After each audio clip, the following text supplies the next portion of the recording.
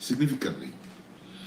To rebuild an Igbo world, the Igbo must rebuild the old town unions and modernize them. The Igbo must secure the land and their people by all means necessary, irrespective of any services provided or not provided by the federal government of Nigeria. One must have a sense of calm security from the edges and well-being once they enter the radius called Alibo, which at the moment starts from the edges of Abo to the hearts of a Titiala in the heart of the Cross River forest, and from Ida down the Great River into the sea at Bani, also called Boni, by the Atlantic. The Igbo must calm their land, not with the so-called Eastern Security Network of the IPOB or some other strange group called MASOB. These groups are reactionary organizations built on Igbo legitimate anger and fear. But the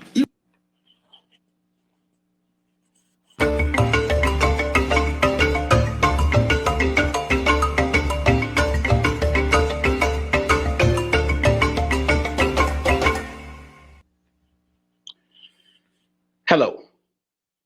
An explosion led to the collapse of a bridge linking the Crimea Peninsula with Russia on Saturday. It effectively destroyed its Russian supply routes to its soldiers fighting in Ukraine. 3 people died in the truck bomb. While Ukraine is yet to claim responsibility for the attack, several voices in Russia are pointing fingers at Ukraine. There is fear that this incident will lead to an escalation of the 8-month war. Hardliners in Russia are already calling on President Putin to take the conflicts to a new level. Vladimir Putin has not yet rolled out the use of nuclear weapons to defend Russia. The war in Ukraine has impacted African nations in several ways. Inflation is high across the continent as bread and gas costs have increased. In Nigeria, the presidential candidate of the ruling All Progressive Congress, APC, Mr. Bola Tinubu, has returned to the country after spending days abroad. He is back to officially lead a campaign to be elected president of the 200 million people in Nigeria. The February 25, 2023 election will determine who takes over from President Muhammadu Buhari, whose term in office ends on May 29, 2023. Other leading candidates for the election are Atiku Abubakar of the People's Democratic Party and Peter Obi of the Labour Party. Meanwhile, the indigenous people of Biafra, IPOB, said it has no plan to disrupt the 2023 election in Igbo land. The Media and Publicity Secretary of the group, Mr. Emma Powerful, clarified this in a press statement. He accused the federal government of masterminding insecurity in the Southeast with the hope of causing fear and blaming IPOB. Mr. Emma Powerful did not make any mention of Mr. Simon Ekpa, a leader of the faction of IPOB, who released a video recently where he warned that IPOB will not let any election to hold in the southeast of Nigeria. This is the 4th day of October 2022.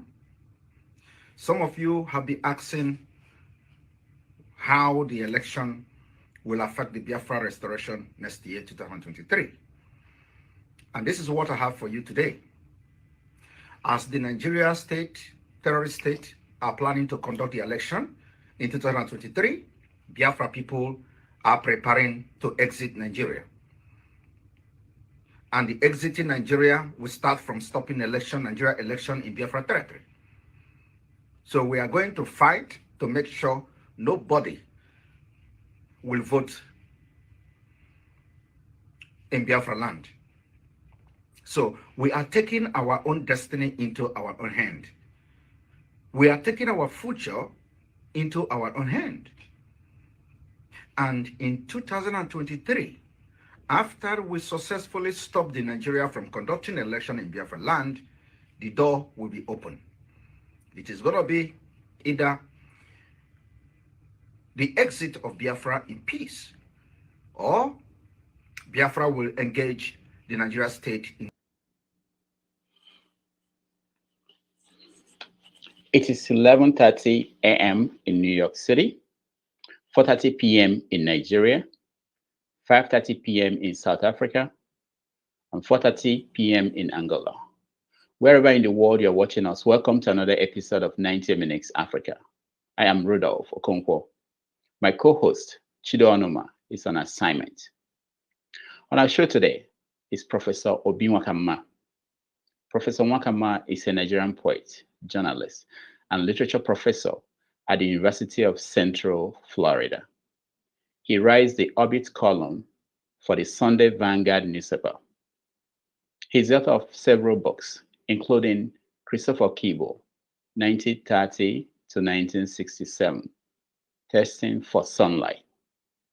Professor Nwakanma will answer the question, what do the Igbo want in Nigeria, a country at the crossroads? He will dissect Nigeria's current political situation and project what is at stake and in stock for Nigerians in 2023 and beyond. Professor Nwakanma, welcome to the show. Thank you very much, Rudolph. It's my pleasure to be here, and thanks for inviting me to share with you some of my thoughts about Nigeria here and about the world.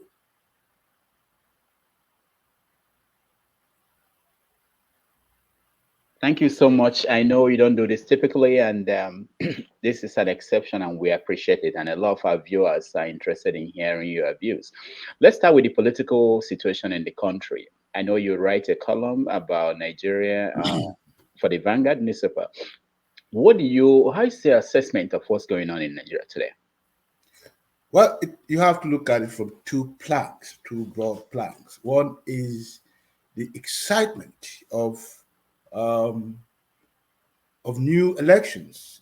Elections under the edges of democracy is always exciting. You have all the fanfare, the theater, the expectations, the large ambitions that sort of characterize this moment, and particularly because people are hopeful that a new possibility might just dawn on us with the hopefully inevitable ouster of, or end, if you like, inevitable end of Muhammadu Buhari's presidency, which has been a thorough disaster in the last nearly 8 years of his governance of Nigeria.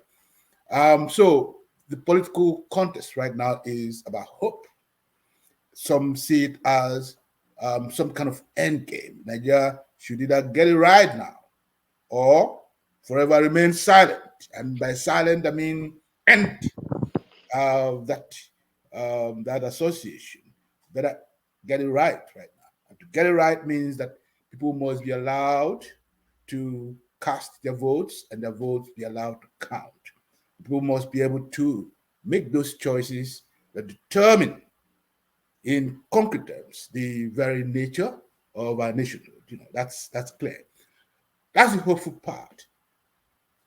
The darker part of what's going on in Nigeria is that Nigeria is virtually at the verge of its own eclipse.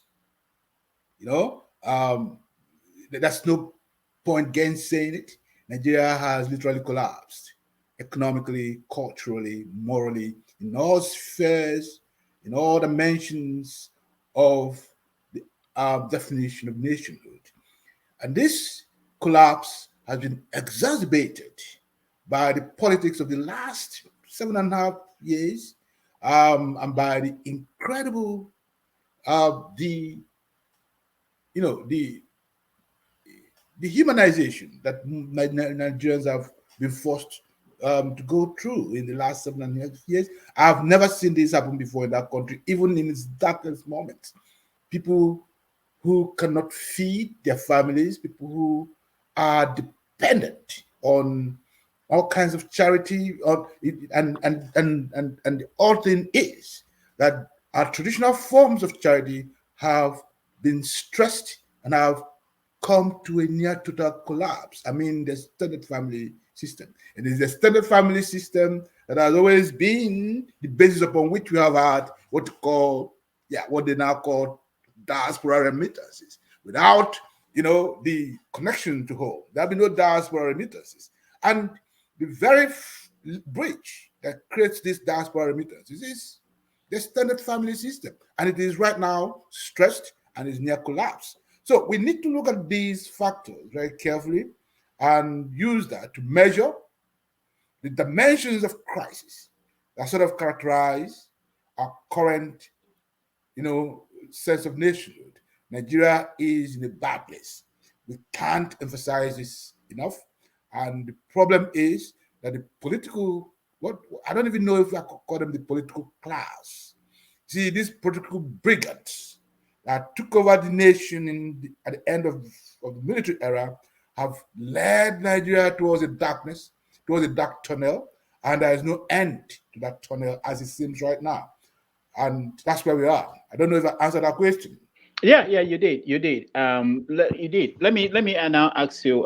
The leading candidates for president. We have Bola Tinubu of the ruling APC, Atiku Abubakar of the PDP, and P2B of Labour Party. What is your assessment? All right. So I would take them all using their strengths and their weaknesses. Largely because, as the Igbo say, you do not abandon that place where you make, where you make nobility, where you do the noble dance, and go to the place where you, where you sort of worship the irreverent spirit called Agu. Okay, so in Good, okay? good, yes. Okay, so you know what that means. It means three things. Starting with Atiku Abubakar. I think Atiku Abubakar, to start with his strength, is, according to his supporters, a man that's full of experience, a man that has seen Nigeria, a man that has acquired so much wealth he no longer needs wealth. Although I think that's a bit of a cop-out, because people who look for wealth don't ever get tired of acquiring it. But let us presume that he has had it all and that he no longer desires for material sustenance. Okay. Maybe that's his strength, that he no longer hungers after something. But that in itself is a very dangerous situation, because you have to have a certain hunger, a certain hunger to transcend, a certain hunger for transcendence in order to actually achieve some kind of transcendental goal. And the recreation of Nigeria is a transcendental goal at the moment. And I do not think that Atiku's experience of Nigeria stands him in good stead. That's the negative part that I'm talking about right now, because he has been part of the old corrupt establishment. That's what. In terms of his qualities, yes, he's said to be, to have linkages to all parts of Nigeria. What kind of linkages are those? Yeah? What kind of linkages? They could be linkages that have been very detrimental to the very beingness of Nigeria. He might have all that. That's what. But his participation within the establishment over the last good knows how many years, and the very nature of his own political participation over that period does not quite offer us any significant hope. His experience might be negative to his own goals. That's my assessment of Atiku. As for Bola Tinubu, well, people have sold this fiction that is the father of modern Lagos. That is absolute bunkum. It's not true. I lived in Lagos. Lagos was very well established long before Tinubu himself, became Tinubu. Okay, Lagos was always there. But let us say, for the sake of this argument, that he did some work in Lagos, that he brought Lagos to some kind of, prebendal, some that it had something to do with the evolution of Lagos. The question, therefore, is what kind of Lagos? Lagos still remains an unlivable space. It is the most unlivable city in the world, at least one of the most. And Tinubu is a major contributor to that process. What he learned from Chicago was the Chicago kind of political organizing, which is very basically mafia organizing, and that's his legacy. The mafia organizing of Lagos. Lagos is under a mafiocy. Is that what we want for a larger Nigerian nation? A new mafia to take over Nigeria, where everyone else must be spoken for. If you are in, you're in. If you're out, you're out. That's not the kind of Nigeria we are looking for today. As for Peter Obi, he's young. I will slightly be partisan in this particular case, and I have to admit that one of the things that actually attracts me to Peter Obi might be his background. Peter Obi is philosophically educated, and that's been the lack in Nigerian public leadership. The fact that over the long period, most Nigerians who have come to public office have been craftspeople rather than philosophers. We need a transition from the philosophically trained leader, from the philosophically grounded leader, and his background in philosophy gives him that advantage. And that means that he has capacity to conceptualize the problem of the state as he is doing, conceptualize it, and articulate some solution, and at least imagine the possibility of nation, of some new idea of nation. He's doing that. On the other hand, his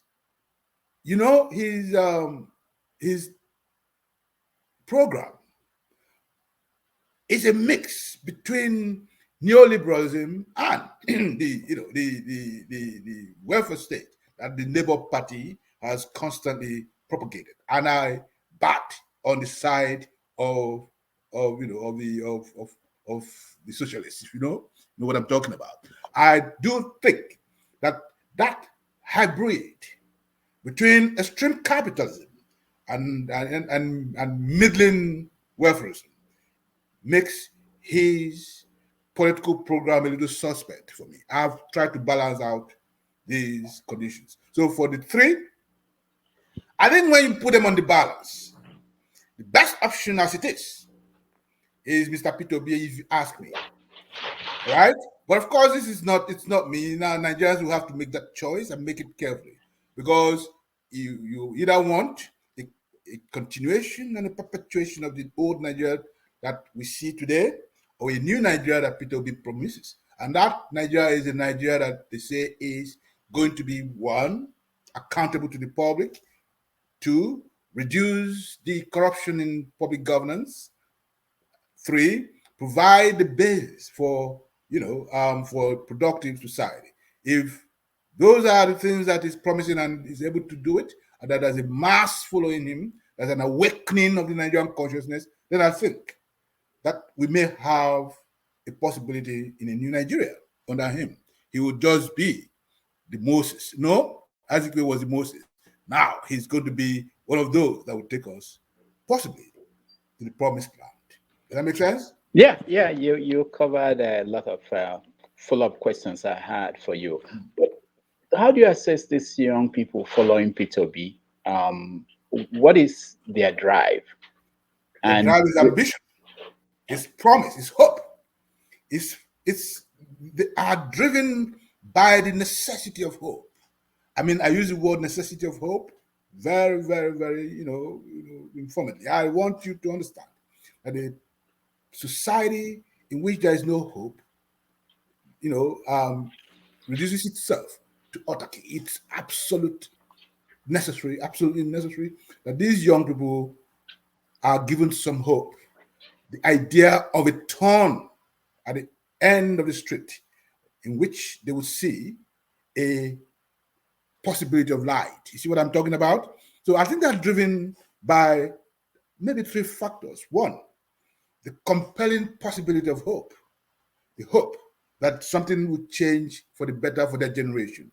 Two, they are driven by the impulsion of responsibility, a new civic awakening, which they say, well, it's about time to take back our country from the oligarchy, from oligopolies. Yeah, there's a toxic oligarchy that has held their hopes, their aspirations, their promise, their future in this iron grip, and the young ones amongst us, and we were all once young, as you must remember, are compelled by this idealism that they can transform Nigeria and that they have a candidate that represents that aspiration, that hope, and I think that's what's driving them. The other stuff that's driving them is something we must be very, very careful about. It is anger. It's imponderable rage. And that rage, when it's unleashed, will be more deadly than the ocean at its greatest surge. So, if this hope collapses, it is possible that the next thing will be this massive, this toxic rage that will overwhelm the country, and hopefully we do not get there. You said if this hope collapses, there could be rage, and that's what I wanted you to address. What if Peter B at the end he fell to accomplish the ultimate goal, which at this point is to be the president? What do you think the young people following him would do? Okay, that's an intriguing question. Intriguing in the sense that I'm not in the business of stargazing. Yeah, no, but it's an option. It is a possibility. Yeah, okay? Either he wins or he it's a loses. dialectical question, and I accept to answer it. But the point is, there are two things that could happen. It's already happening.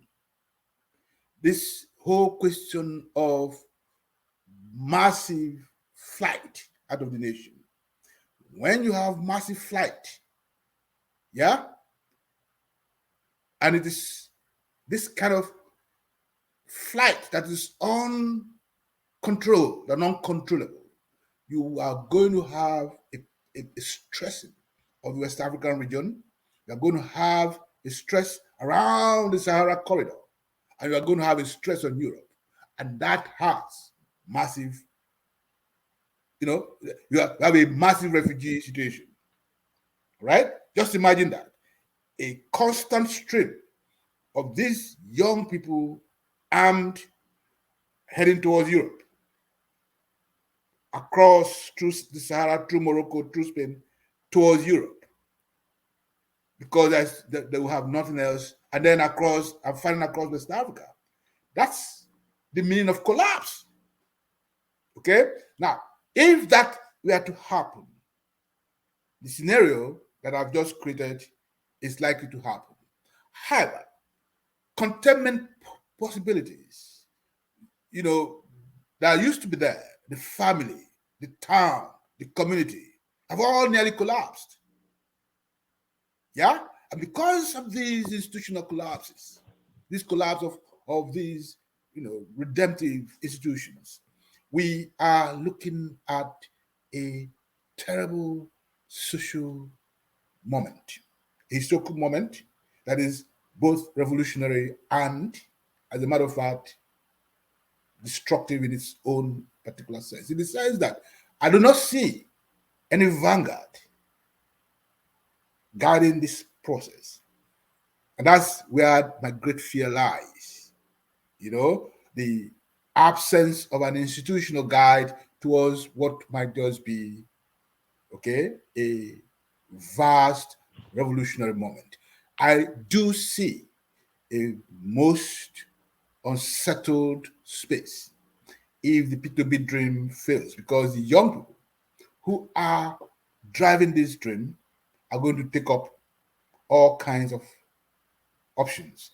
One will be flight, and it's going to be uncontrollable flight. Two will be Well, you know, ikeketorie, as our people say, that one is it. Yeah, you feed from what you get. Armed robbery, assassinations, 2 for a penny.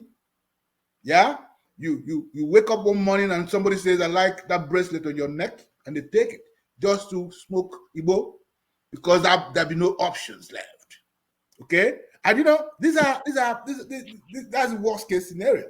Mm. I just hope it doesn't happen. Now, and I like to also emphasize that I like to create worst case scenarios because in between that may be what might just happen, which is that there'll be a little more calm, okay, after the flood.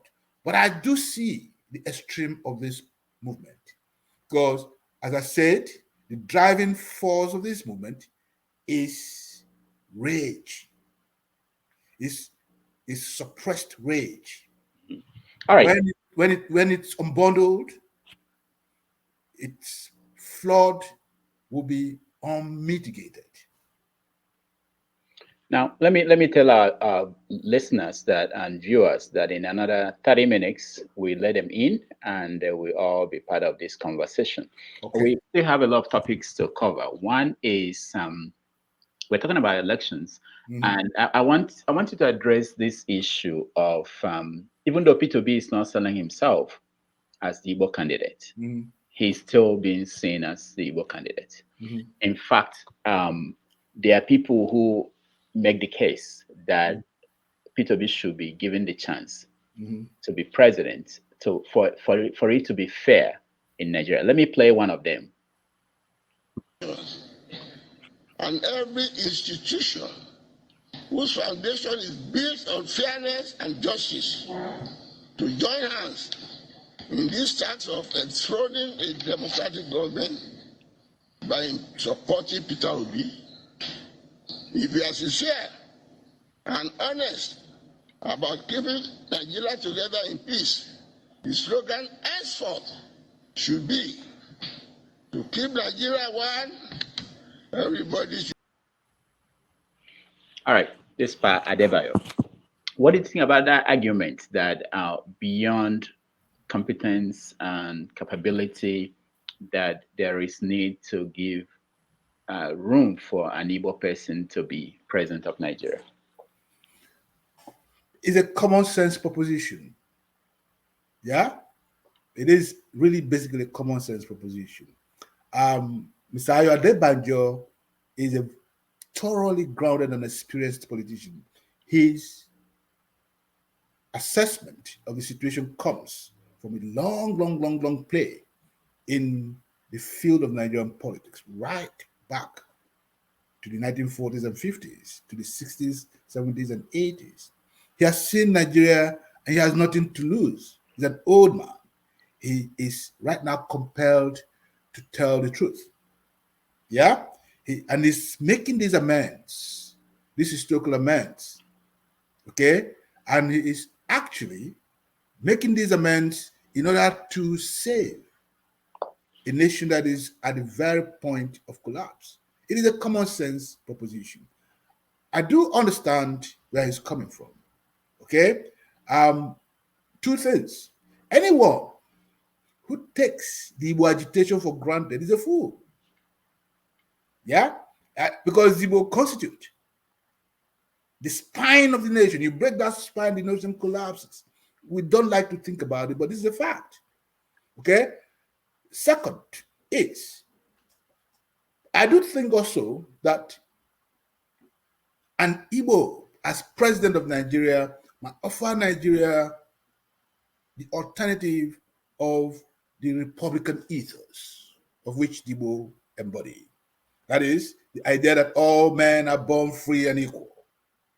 That everything that's constituted around the ethos of Igbo, justice on your fourth principle, okay, fairness, okay, equity on the Ogu principle, would become part of the idea of Nigeria. And there's nothing, the idea that there is no subject, that there are only citizens. There are no peasants. There are only citizens. Okay? And this is a fact that we need to keep emphasizing. P2B embodies that. It is true. that he is not positioning himself as an Igbo candidate, and I don't think he should. Okay? He is positioning himself as an Igbo who wants to be president of Nigeria, and that's a legitimate, that's a legitimate aspiration. However, within the context of a historical experience, it will be part of the means of resolving one of our critical historical contradictions to end the Civil War formally, to give Nigeria a new lease of life, to vote P2B, both in the symbolic and in the practical sense of it. Symbolic in the sense that the Civil War may just have ended. Practical because in spite of the fact that is Igbo, P2B still constitutes possibly the best candidate in this election, in this electoral season. Okay? But I also want to point to this fact that whether P2B is Igbo or not is immaterial to me. The point is, he is Igbo and he cannot deny it. Well, let me not use the word immaterial because it does matter to me as a matter of fact. But whether he is running for president or not, whether he's campaigning as an Igbo, running for president or not, he is Igbo. You cannot deny that. And he himself cannot deny it. One of the things I think he's trying to do is simply to say, a tiger does not go about proclaiming his own tigritude. He is Igbo. So there's no point putting it any further than that. Okay? That's one fundamental way of looking at it. So, yes, Adebanjo is making a valid historical case to rest the catastrophe that is Nigeria. We must restore the balance of the nation, its spirit, its sense of purpose, its justice. You cannot do that without healing the wound of the Igbo. All right. If you do that, if you fail to do that, you are going to have an Obanje nation repeatedly. All right, let's see another from another person who is Igbo weighing in on the upcoming election and get your take on that. This is the 4th day of October 2022. Some of you have been asking how the election will affect the Biafra restoration next year, 2023. And this is what I have for you today. As the Nigeria state, terrorist state, are planning to conduct the election in 2023, Biafra people are preparing to exit Nigeria. And the exiting Nigeria will start from stopping Nigeria election in Biafra territory. So we are going to fight to make sure nobody will vote in Biafra land. All right. You are familiar with Simon Ekpa? Unfortunately, no. You are not? No. Okay. Oh, he's the leader of a faction of IPOB, okay, the indigenous people of Biafra. So he's saying that he and his group will not allow election in the Southeast. What do you think about that? Okay, two things. I think he says a faction of the IPOB, right? Yes. And he's making these ex-cathedra pronouncements. The point is, who sent him? The Igbo have not decided as a group that they will not have elections in Igbo land. You understand what I'm saying? One of the things that I like always to put at the fore of every agitation is the will of the people. I am, as Igbo, as the next person, I am against the injustice that have been meted to the Igbo as a people. But I have not been summoned to a meeting. And I am Diopala. Yeah?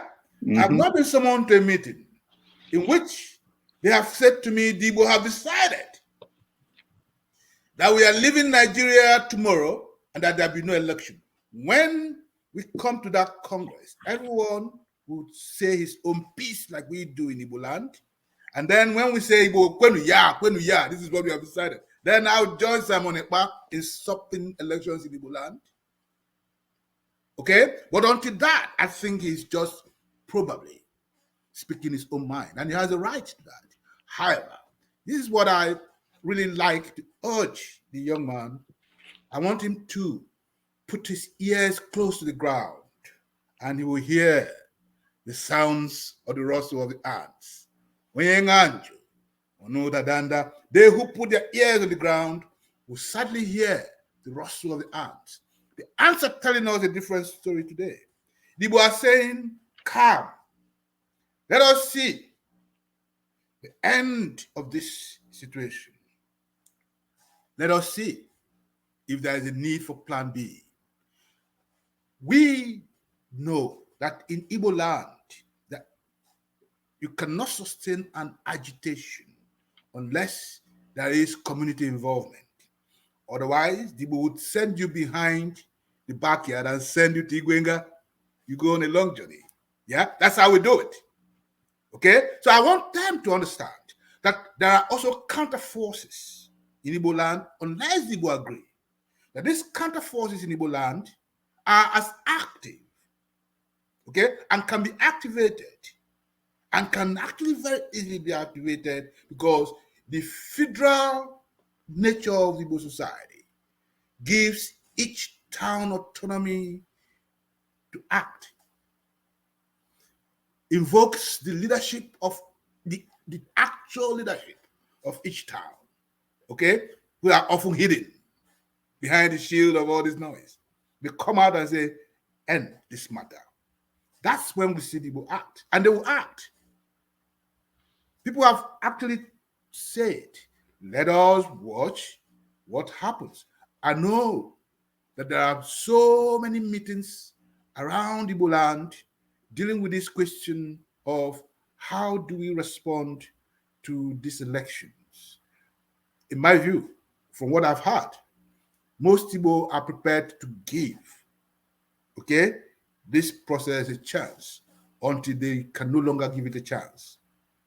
So I don't think that this threat should be taken. I mean, I'm not saying don't take it seriously, but I don't think that it can threaten the solid foundation of Igbo capacity to act when they choose to act.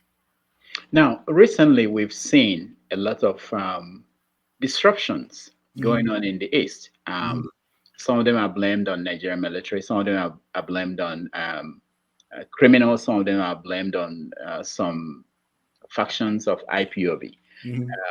You know, we see election activities being disrupted. We've seen so many killings of security people, of ordinary people. So what is your take on that? Who is responsible? And why is it that the leadership you're talking about in Igbo land is not rising to the occasion? Okay, that's again a fantastic question. You see, I've never worked in intelligence or in national security or any. I've always been a journalist, and so my instincts have always been that of a trained journalist. And I've listened and asked questions and fairly taken a certain measure of what's going on. It does seem to me that if you follow the pattern of what has happened in Igbo land, particularly from late 2019 to early 2020, you will see that there's a clear hand of Esau in this matter. There is no doubt to me at all that the situation in the East has the hand of the federal government and the security agencies. It's so clear. First things that I began to see, okay, look at the pattern. First, they broke free, you know, all kinds of criminals from the Owerri prison and from the various prisons in the East, armed them and set them upon the communities. Those are the ones they call the factions. But these are people who are minded by various groups in the Nigerian security system. Okay? Are you saying that, hold on, are you saying that the break of that prison was done by the security agents? Even the governor of the state hinted at it. He said, "These are not this. This was not happened. This was not done by Igbo people or by IPOB." He said the governor's first response was clear. Those are the mass first response, even though he was part of it. He made it very clear that this was not done by the IPOB or by Igbo people. He said the language that I heard is not the language of the Igbo people. Okay, I think that what's going on in the East is President Buhari's and his group's attempt to contain the East and create a national emergency position in the East so that they can have an excuse to operate in the East. It is a mode of action that happened in South and Central America in the 1970s. Okay, and this is almost copycat.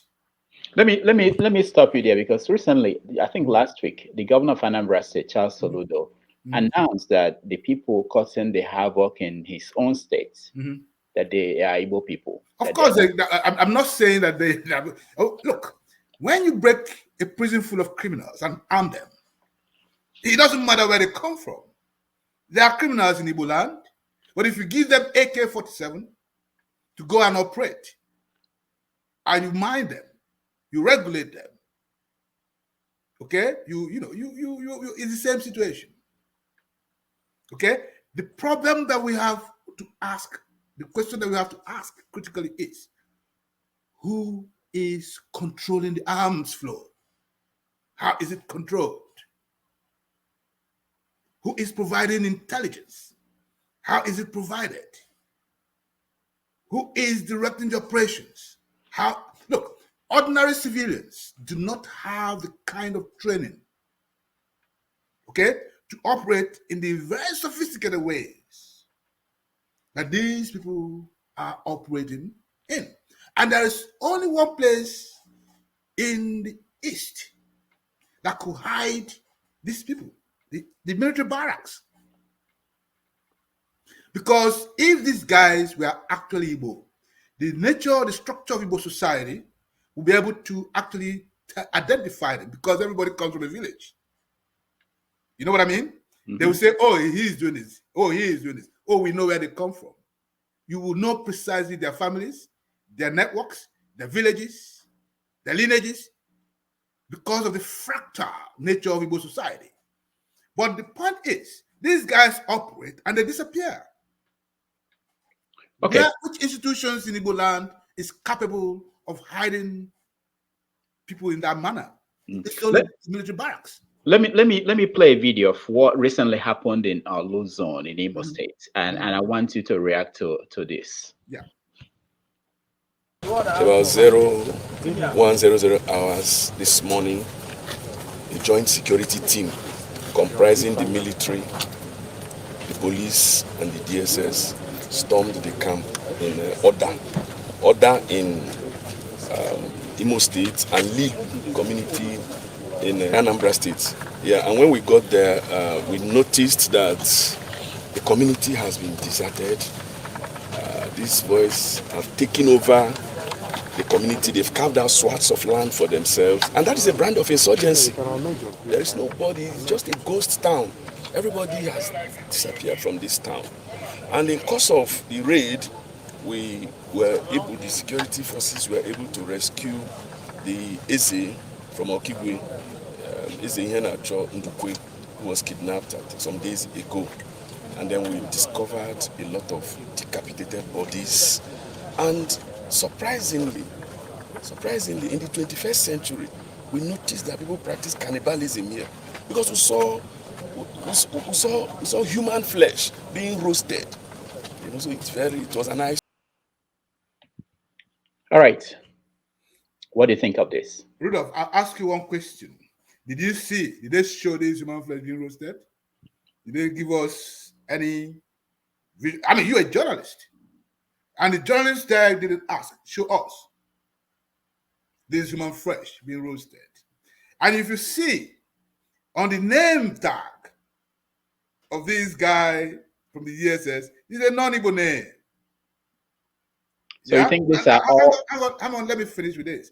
Secondly, which town in Nigeria runs away if it's just people operating with guns? If it's a military operation, people will fly into the bushes. Yeah? They'll desert into their bushes if it's a military operation. What I think is, and this is from all I can tell you, from all I've heard, Olu has been militarized, the Olu area, Lilu, okay? And Lilu is in Anambra State. But those areas have been utterly militarized. And as a matter of fact, what is going on in this area must be linked to the political, the political conflict between Uzodinma and Okorocha, okay? Because there's no other place in Imo State, okay, except in that axis where these things are happening with the kind of, regularity that are happening. I do also understand that in order to provide some kind of narrative, and it is called propaganda, you use all kinds of methods of dissimulation. I believe, seriously, that the first question that I'll ask you, Rudolph, have you ever seen somewhere in Igbo land since we were born where people eat human beings? I have never seen that. In fact, if that is ever done, people in that community would rise on their own and go to the earth goddess to pacify her. You don't do things like that. It's called Nsani. At a critical point in Igbo life, that's called Nso Ani or Nsala. Nobody does that. So this narrative was invented by somebody who probably does not understand Igbo and its connection to the Allah idea. All right. Let's leave that. I know there are people who believe that all these are part of the propaganda by the government to paint Igbo people black. There are Igbo people also who believe that the Biafran agitation, as it is today, is not being supported by people like you, intellectuals like you. that because of that, there are so many things that wouldn't have been happening that are happening. They make mention of Professor Adetoye that I played before, talking about, let me see if I don't think I played it on this. Is struggling to become president of Nigeria. There's nothing wrong with that. But we do not, because of him, collapse our struggle for the Yoruba nation. Just as we cannot ask him to collapse his own campaign for the Yoruba nation. So we have here two parallel lines in the same country, among the same people. What we who are... So the suggestion is this. The argument is that people like you, intellectuals, are not backing the Biafran agitation or movement, while on the other side you have the Yoruba Nation agitators. They have they have intellectuals behind them, and that the difference it shows in the approach and the strategy. Do you buy that argument? Well, the problem with intellectuals is that they quarrel even amongst themselves. In any case, Nnamdi Kanu is an intellectual. He was my junior at Government College Umuahia by 1 year. Yeah? Okay, he was in cousin's house. I knew the rascal when he was a kid. Okay? And he's a trained lawyer. Are lawyers not intellectuals? All right. But the problem that I see is about a generational shift in the question of how they will approach these discourses. Well, at the end of the Civil War in 1970, a particular generation of the Igbo in this of which, this professor, what's his name now? Well, this professor belongs to that generation of people who fought in the bushes. The problem is he has never fought in the bushes himself. All right? So his generation can come out and talk. But his partners in the East were young kids, child soldiers who fought in the bushes and were exhausted by war. You understand that? Mm-hmm. Now, because they come from two different experiences. One, that have fought, many of them combatants. So a lot of traders, professors, intellectuals, civil servants that you saw in that period. And they were soldiers, they were trained combatants. They fought. A lot of the young men you see today, not people in my generation. I was just about 3 years when the war ended, about 4 years when the war ended. Not people like me. His generation of Igbo fought in the bushes and they were exhausted by war. They saw their friends die. Yeah, they saw the catastrophe called war. They tasted death in the bushes. So if you asked the Nyanwodo of this world, who are child soldiers, to come and talk about, secession, they will say to you, hang on a moment, let us discuss this. Okay? And if you also understand, I pointed to this earlier in the day,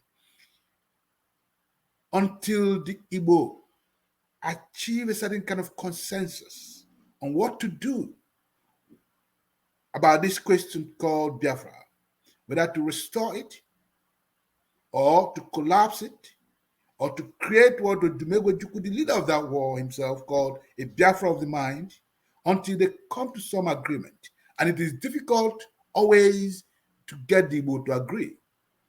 Until they come to that agreement, you will not have a coherent, a coherent structure of that movement. It is not that it's not there. It's not that those we're talking about do not feel it. It is that they have not discussed it. You understand what I'm saying? You have to discuss this. The most difficult people to get to agree on one issue, the most difficult people is the Igbo people.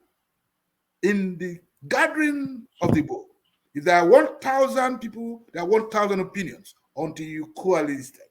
But once you coalesce them and you say Igbo kweni ya, it becomes law and everybody falls in line. But we have not done that Igbo kwenu. You understand what I'm saying? And that's the problem. And that's why you have various vociferous elements dealing with these issues. The Igbo will agree when the Igbo conference happens. When that conference happens and people of some kind of substance, the ones you call intellectuals, of course, I'm not part of those intellectuals, as you see. I'm just a teacher, huh? All right. But you see, when those guys come out, yeah, all right, and they sit down and they analyze this, and I'm talking about people like Okigbo, etc. Okay? When they sit down and they say, okay, now let us talk, then there'll be some traction. We have not called the concourse of the nation.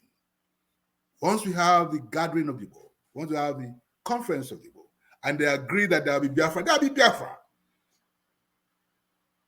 Until then, these are vociferous movements. And until then, I will always heed to what my sagely father used to say. And he says, beware of attending a meeting to which you are not invited. All right. All right. Let me ask you. You wrote a biography of Christopher Okigbo. Right. If the man were to be alive today, what do you think will be his position on Nigeria or the Igbo people in Nigeria?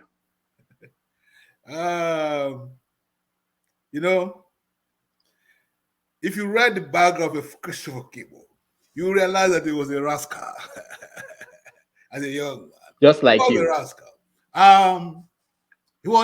He was a man driven by intense idealism.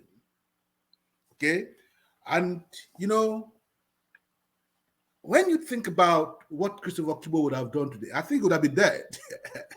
He would have been overnight. He would have. By the way, I need to use this moment to say very, very calmly my own personal loss on one of Okigbo's best friends this morning, Christian Chikemoma, who died this morning. Oh, I didn't know that. Yes, it's a That's terrible loss for me as a friend too.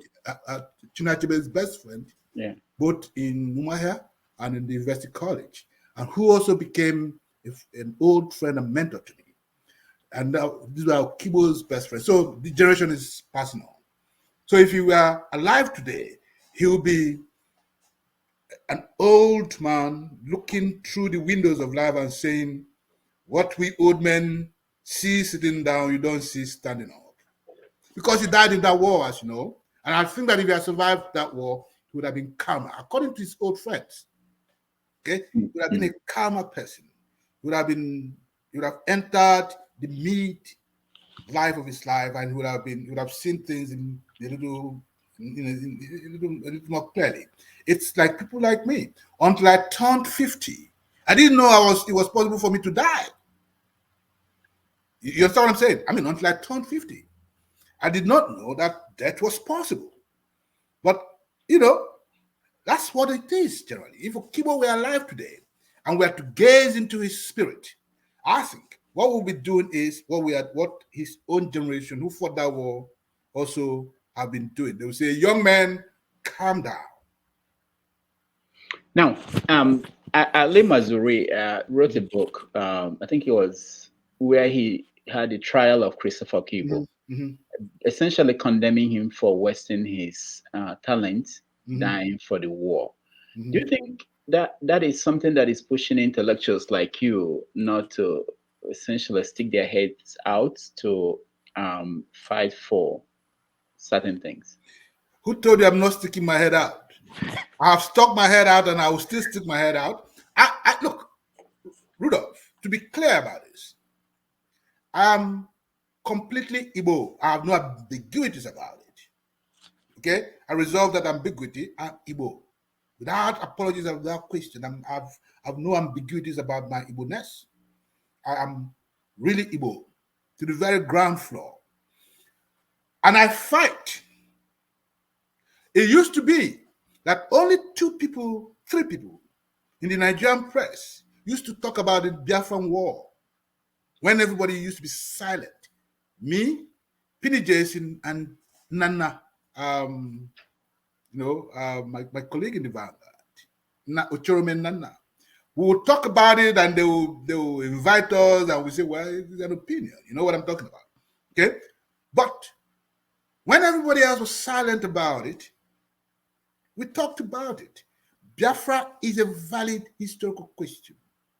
And the point, I hope I have not given you the impression that I'm overlooking it, that I will not fight for Biafra if the occasion demands that I fight for it. What I've told you is that I think that Nigeria can be made into a very beautiful country. It has all the capacities to be a beautiful, just, and viable country.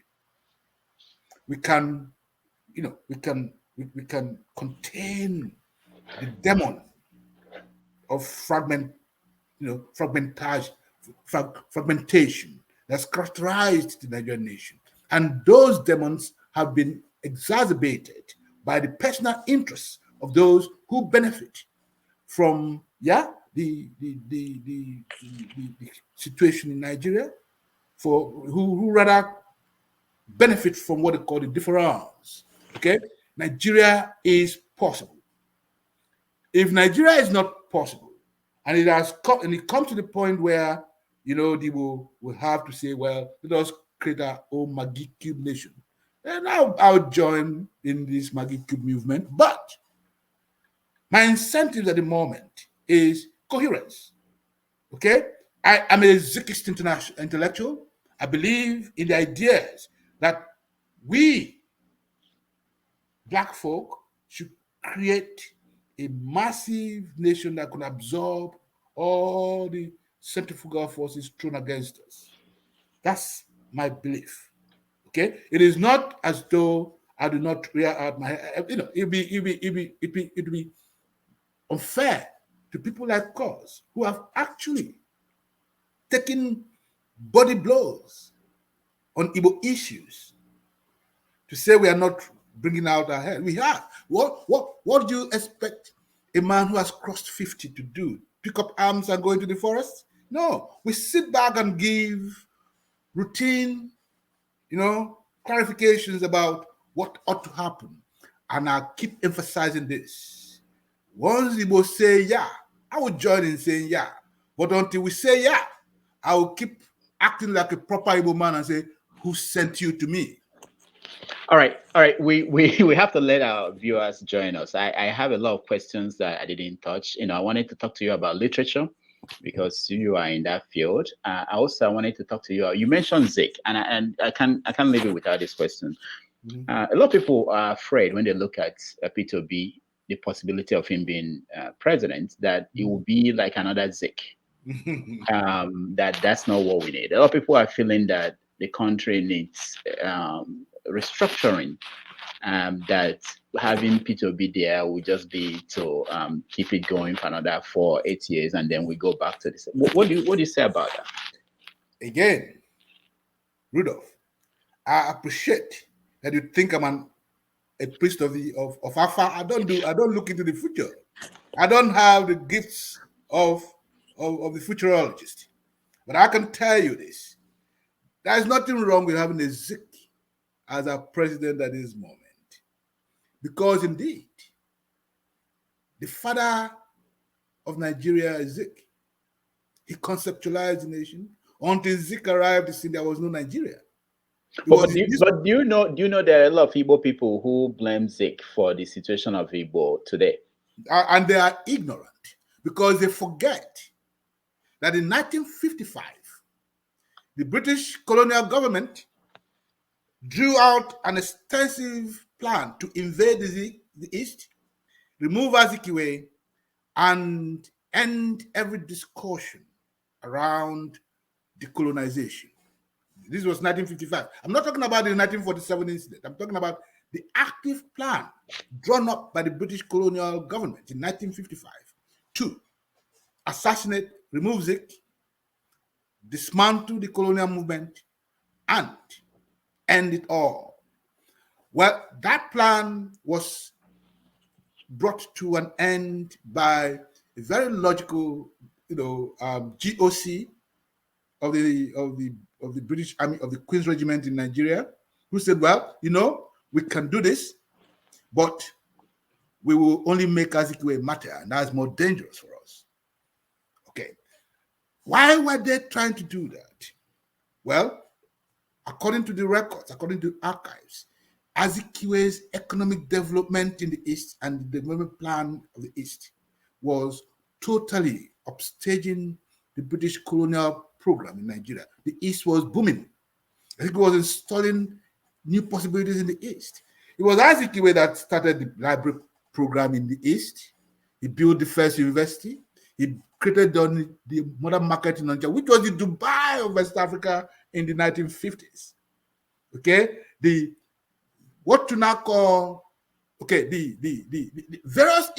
plan that Azikiwe established was what Okpara himself, put to work, to the point where by 1964, the 10-year plan had turned the East into the most economically viable state in the world. The East had what they called, according to the Harvard Economic Review, the fastest growing economy in the world as of 1964. The Zik plan. Okay?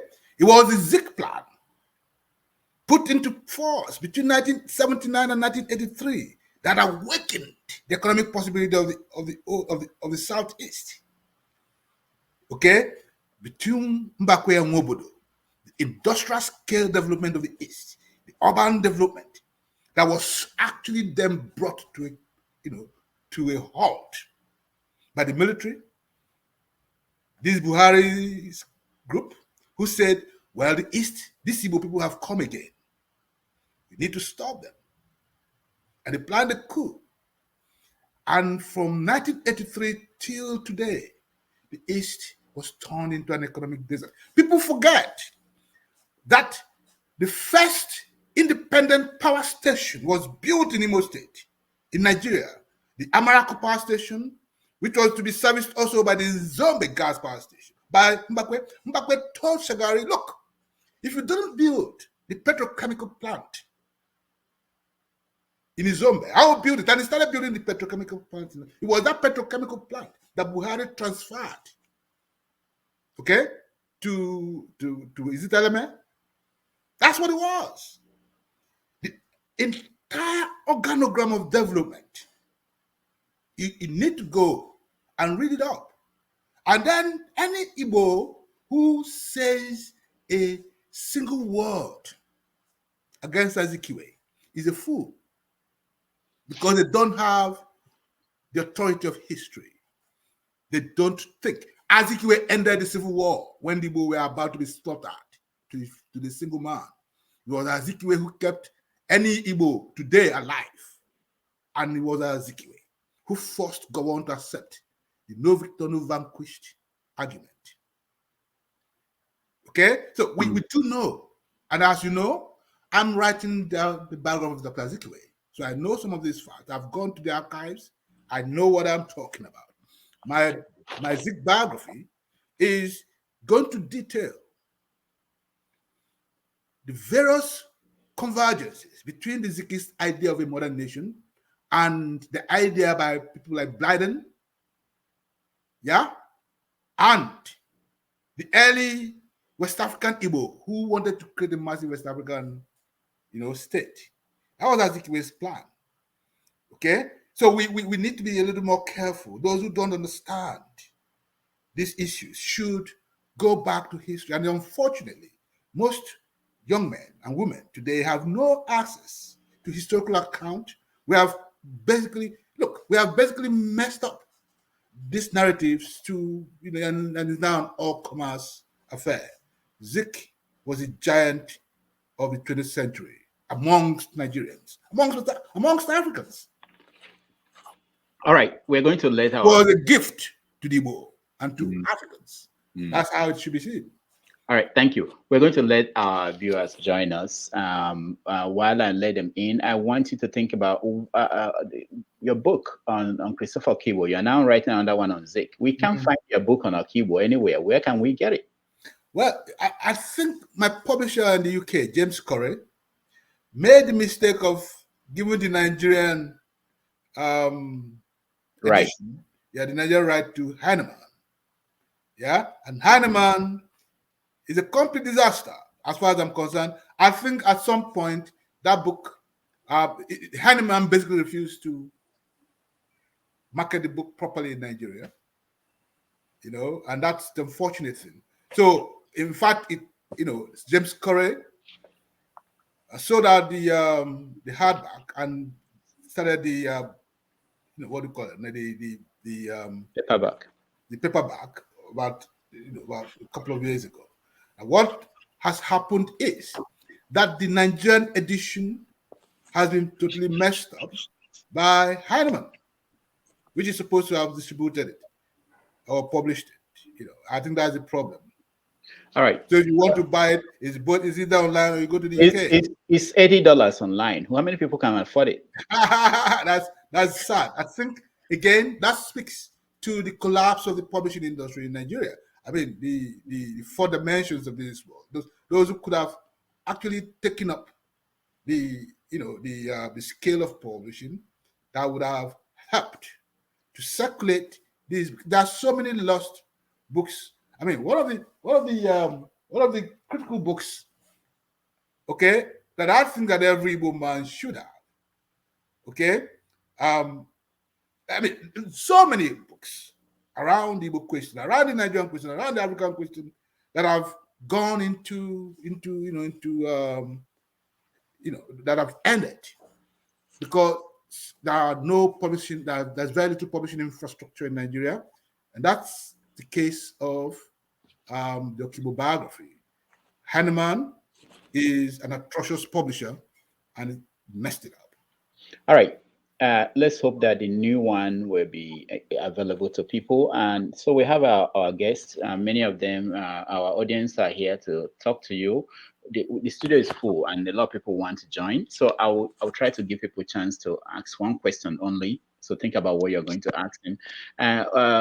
Nwakanma, do you want to pick 3 questions and then answer the questions, and then, or do you want one person each? How do you want to get the questions? Well, the question, for as long as the questions are short and precise, or that they're written down, I'll attempt to answer them. Okay. I just want to warn people that I'm getting old, and this year is also getting old. All right. I also to warn you that to blame Rudolph Okonkwo if you hear anything from me that you don't like, because I've been told more than once that I have a dirty mind, and I probably do. Okay, so if I say anything that is not your blame Rudolph, yeah, he dragged me to this event. All right, thank you so much. Okay, let's start because we have limited time. Let me start with Charles Ogu. Charles, welcome to the show. So Charles has joined us, I think, somewhere in Europe, Finland. Charles, you have an opportunity to ask the Professor Nwakanma question. Go ahead. Yeah, it looks like okay. Charles, you old rascal. That's you, huh? Yeah, I was. I'm just happy that when you were in Nigeria, you remember Pius. Right. You're in the crowd, yeah. Yeah. Well, you aren't so much of Igbo, but now you have been you are in the US. It seems like the US brought the Igbo-ness in you. So how?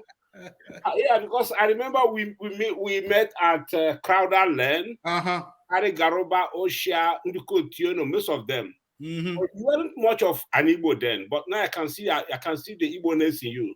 So what's responsible? Very good question. What happened? Well, what happened? First of all, Charles is an old rascal. I sort of know him when he was a little boy. Now he's poking his fingers into my eyes and talking to me about Igbo. Now, okay, I'll tell you this, Charles. Maybe we are looking properly, okay? And I've never ever stopped being Igbo. But the truth of it is that I was also, as you know, as people, we had a very Catholic view of our humanity, of our networks in Nigeria. You know what I mean? There was, for me, no boundary in that humanity. There's still none. It is simply this, and that's one of the things that I learned from Achebe, that my being Igbo does not stop me from being anything else, from being Nigerian, from being West African, from being a man of the world. I still hold firm to that. I do think that one of the greatest experiences of my life is to be aware of other people, to enjoy the company of other people, okay? To respect the beautiful things in people, and to also be aware of my contradiction as an Igbo person. I am an Igbo person. I love the beauty of being an Igbo person, but I also am aware of its contradictions. You see what I'm talking about? And so while we were young people in Nigeria, we did not have to deal with this question of, well, I mean, you were in Crowder Lane many of the times when I was there. You knew when we had those Thursday evenings with Harry Garuba, later Harry Garuba. You knew I'll come to Ibadan. Bolaige will say, Arabado, why didn't you come stay in my house in Bodija? So, okay, the encounters we had in Ibadan was broad. There was no question about whether you were Igbo or Ijo or Yoruba or that. But it didn't mean that I wasn't Igbo. I would normally be vociferous with Harry, for instance, or with anybody, or there, when the Igbo question arose in those days. And you can acknowledge that, at least. All right. Thank you. Charles, please, if you don't mind, give room so that other people can join us and be able to ask questions. Ovie, you're next. Ovie is in Atlanta. Professor Nwakanma, just so you know. Right. Go ahead, Ovie. Thank you first for actually responding to Dr. Jide piece on Obi and Zeke. Yes. Of last month, 22nd of last month. I was able to, you cited the book that I actually just ordered, The Trade and Politics of the Niger Delta of 1830, and right, which is very interesting. Right. But in your response to Dr. Jide, you accused Dr. Jide of trying to paint the Obi presidency as a Igbo presidency. Mm-hmm. But again, here you are when Dr. Rudolph asks you about the Biafra question. In your words, let me paraphrase, you said that is still a question that needs to be addressed within the Igbo community. That means if you can actually put it that way, you went further and said the Igbo people need to come and say, hey, Igbo Kwenu, this is where we stand in that narrative. Mm-hmm. If you can put it in that simple way, other people can see it too. So Mm-hmm. why are you now accusing Dr. Jide of trying to turn narrative out of the brouhaha that is going on? Mm-hmm. Because again, I like how both of you actually compare Awolowo and Zeke of 1940s and 50s. Mm-hmm. So this Obi of today and Tinubu. And again, that's what goes on my second question on that one. We said one. Let him finish. Let him finish. Okay. I'll take it together. Yeah. Who is the competition here? If the 19 governors to which Akam Cloud agreed that, or even if Wike is hanging on that the presidency must come to the South, why this back and forth within the two potentials within the South? Why the big competition to me is either the Konkozo or the articles of today? Okay. Is it that way we have the... You're saying, in other words, let me phrase it properly. You're saying, why is there a dissension in the South about the Southern presidency? Okay. Correct. All right. I'll take those two questions. First is the Ogundito's essay, to which I responded last week in my last week column, right? I was saying that this attempt to reduce Obi's attempt to be president, to Igbo president, is so obvious, to being an Igbo president. Nobody's accusing Kwankwaso or what is his name, Atiku, or Tinubu. Nobody's calling Tinubu a Yoruba president, but Atiku as a Fulani president, or Kwankwaso as a Hausa Fulani president. But it has to come to Obi, and then the reduction to the whole question of his Igbo-ness becomes contradictory in my view. Okay? Why does it have to be that Obi will be reduced to the idea of an Igbo president? I'm not saying, and as I said here in my response, the fact that Obi is Igbo and wants to be president, it's clear, you can't deny that. He's Igbo and he wants to be president, right? So there's no contradiction.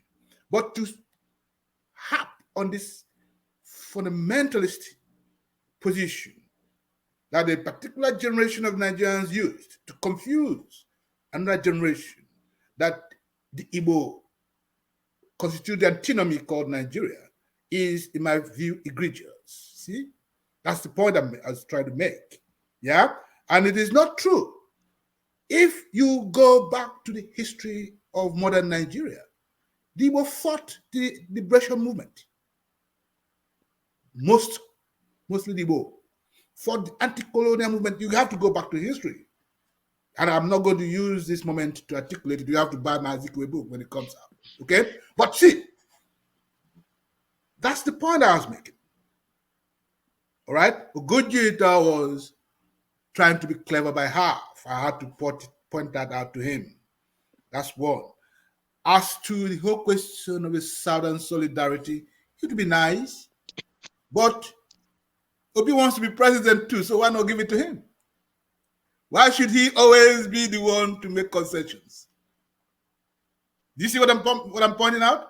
Every moment the Igbo are compelled to make concessions for the sake of the country. It is a good thing that we've made these concessions, but it's a good thing also that other people concede to the Igbo. And there'll be balance, and there'll be equity, yeah, and there'll be fair play, and there'll be a Nigeria to which we all subject our ambitions. You see? Do you find anything wrong in that? All right, don't try Obi. He will say something. Obi, you can give room for other people. If we have a chance for you to come back, of course you come back. Let's see how this is going. Okay. All right. Alaro, you are next.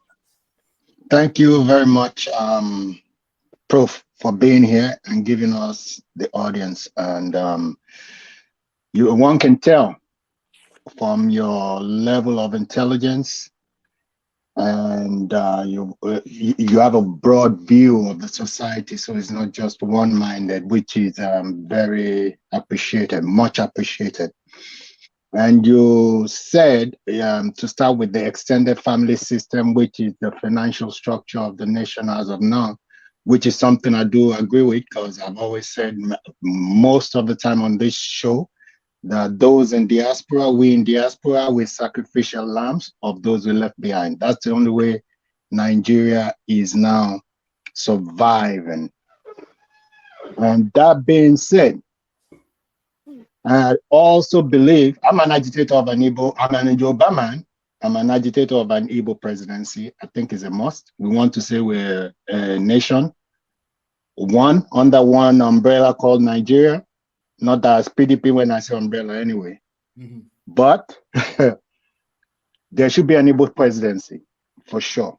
And I foresee when Obi's presidency comes to pass, and by God's grace, he does even 20% what he wants to do, it will help to change the mentality and the tribalistic sense in the Nigerian society, whereby people might actually insist on only voting Igbo men for the longest time to come, maybe for the next 20, 30 years, if that's the only person that can perform.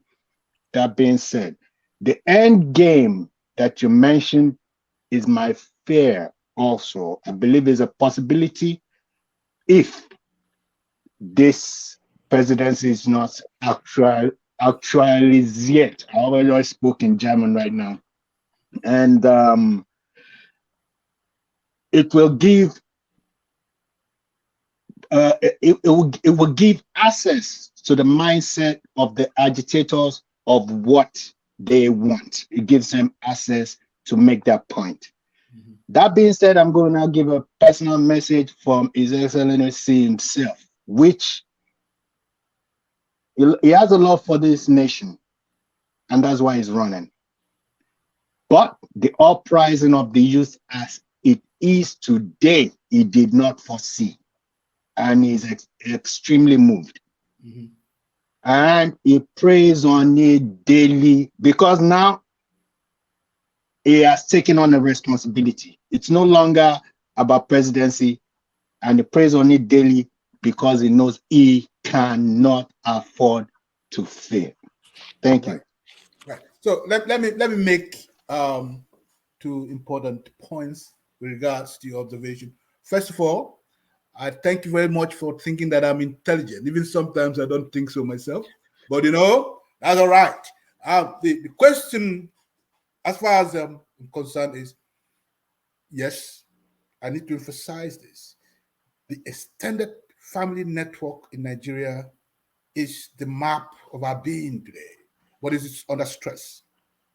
Yeah, it is stressed. I just hope it doesn't collapse, because that would be the end game. All right. Second, Peter B, I hope, does not become some kind of white elephant dream. By that I mean that my greatest fear is not whether he's going to win the election. My greatest fear is that he doesn't disappoint those who are actually investing a lot of mental energy and hope on him, because that would be the real beginning of the end. Because you see, it's not even just about whether he doesn't win. Let's say he wins and he doesn't carry that hope to the expectations, carry that expectation to the very end. He agrees with you 100%. I can tell you that. I just hope, because the momentum of this moment is that a young generation is in play.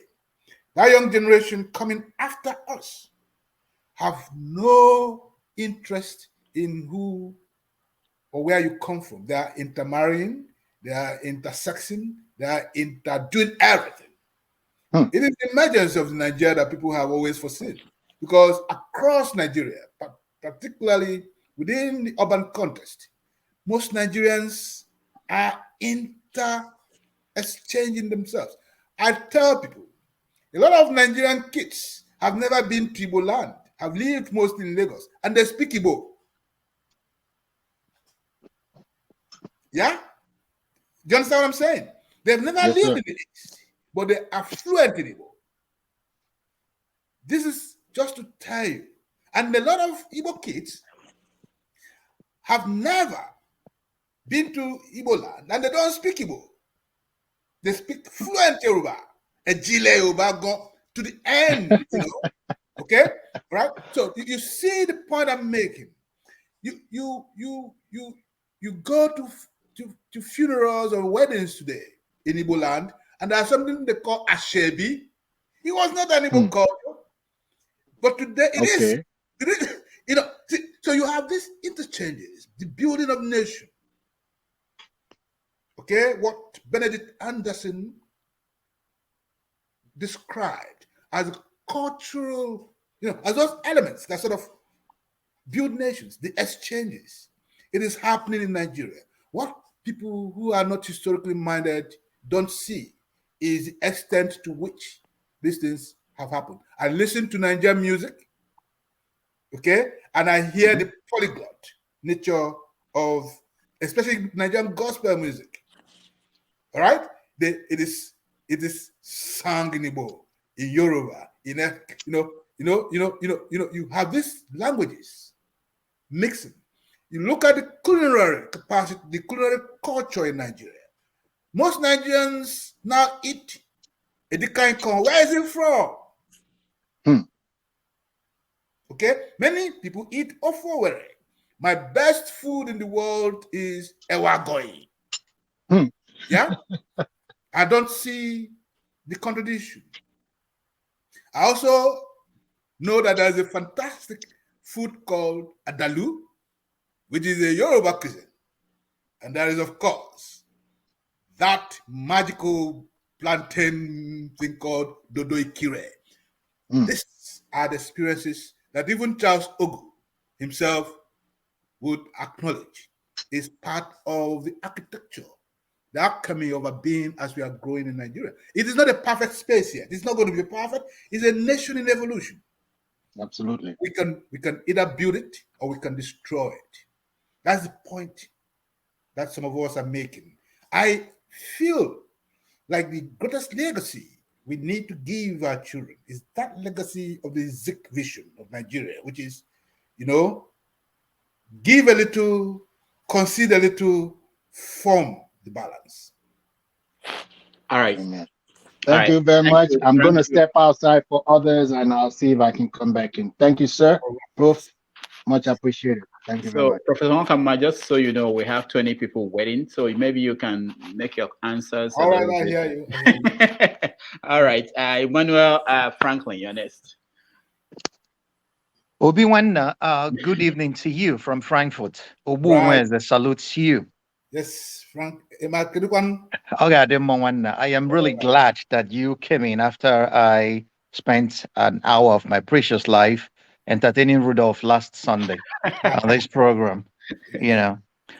Actually, I'm always proud of your efforts across time, starting from when you were writing for the Vanguard and when you guys were having your kind of banter with Pius, my friend, late Pius, and all the rest of them. And this is the first time you've heard me talk, even though we have been in a the same chat rooms since 2003, fighting the Nigerian war and the Nigerian battle, trying to make it to see if we can build it.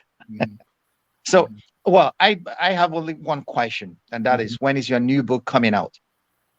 Because I know your heart is in the right place. We are diverse, but we could be united. We can make Nigeria great if we want. We can equally destroy it if we want. But when somebody asks you the question, why is it that intellectuals are not supporting the Biafran, the new Biafran movement of this time? Well, the answer is very simple, because intellectuals have understood that beneath our skins is blood, the same blood. And what these Biafran elements are doing at the moment is what people who have seen war will advise us to be a little bit calm. All I wrote to me will always say the oracle cautions patience. So, and we are not supporting because of so many other factors. We can make Nigeria great. We can get Nigeria right if we want. Like you said, a little balance, and concession. And then we agree to live together. Or we agree to perish together. So when is your new book coming out, so that I could give way to other people? And then I have a lot on my plate at the moment that I could go back to it. Okay. So the question, when is my new book coming out? When I finish writing it, I need a lot of cognac. One night, okay. And actually it depends on which book. My Barry book, the Barry movement book. I hope to. I'm still struggling to finish some of the major details, and I'll send it to the publishers. But the Zik book, I'm still struggling with that. He's a spirit. His archive is too large. It takes a long time to tease him out, and that's what I'm doing. But it will come out in my lifetime. Let's put it that way. Okay. Thank you. I wish you a very nice one then. Thank you very much. You're welcome. Good. All right. James in Gambia, you're next. Yeah, thank you very much. And you are welcome, sir, Dr. Thank Obi. you very much, sir. Good. I want to start by making reference to Eastern Europe. In history, in European diplomatic history, there's what they call the Eastern Question. That the Eastern Question was about the issue of political and economic instability in the Ottoman Empire from around 18th to early 20th century. They were concerned because they do not know what will happen to the Balkan states if the Ottoman Empire eventually collapses. Yes. Good.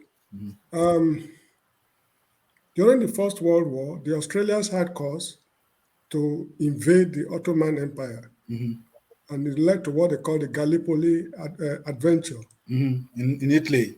Good. No, in Turkey. Okay. Gallipoli, yes, in Turkey. Now, as a result of that, the Armenians ran into serious problems because they had some push and pull. Just the way the Igbos and the Nigerians have been push and pull now, they ran into some problems. And it was malhandled, and it resulted in what they call the Armenian genocide. Yes, I'm worried because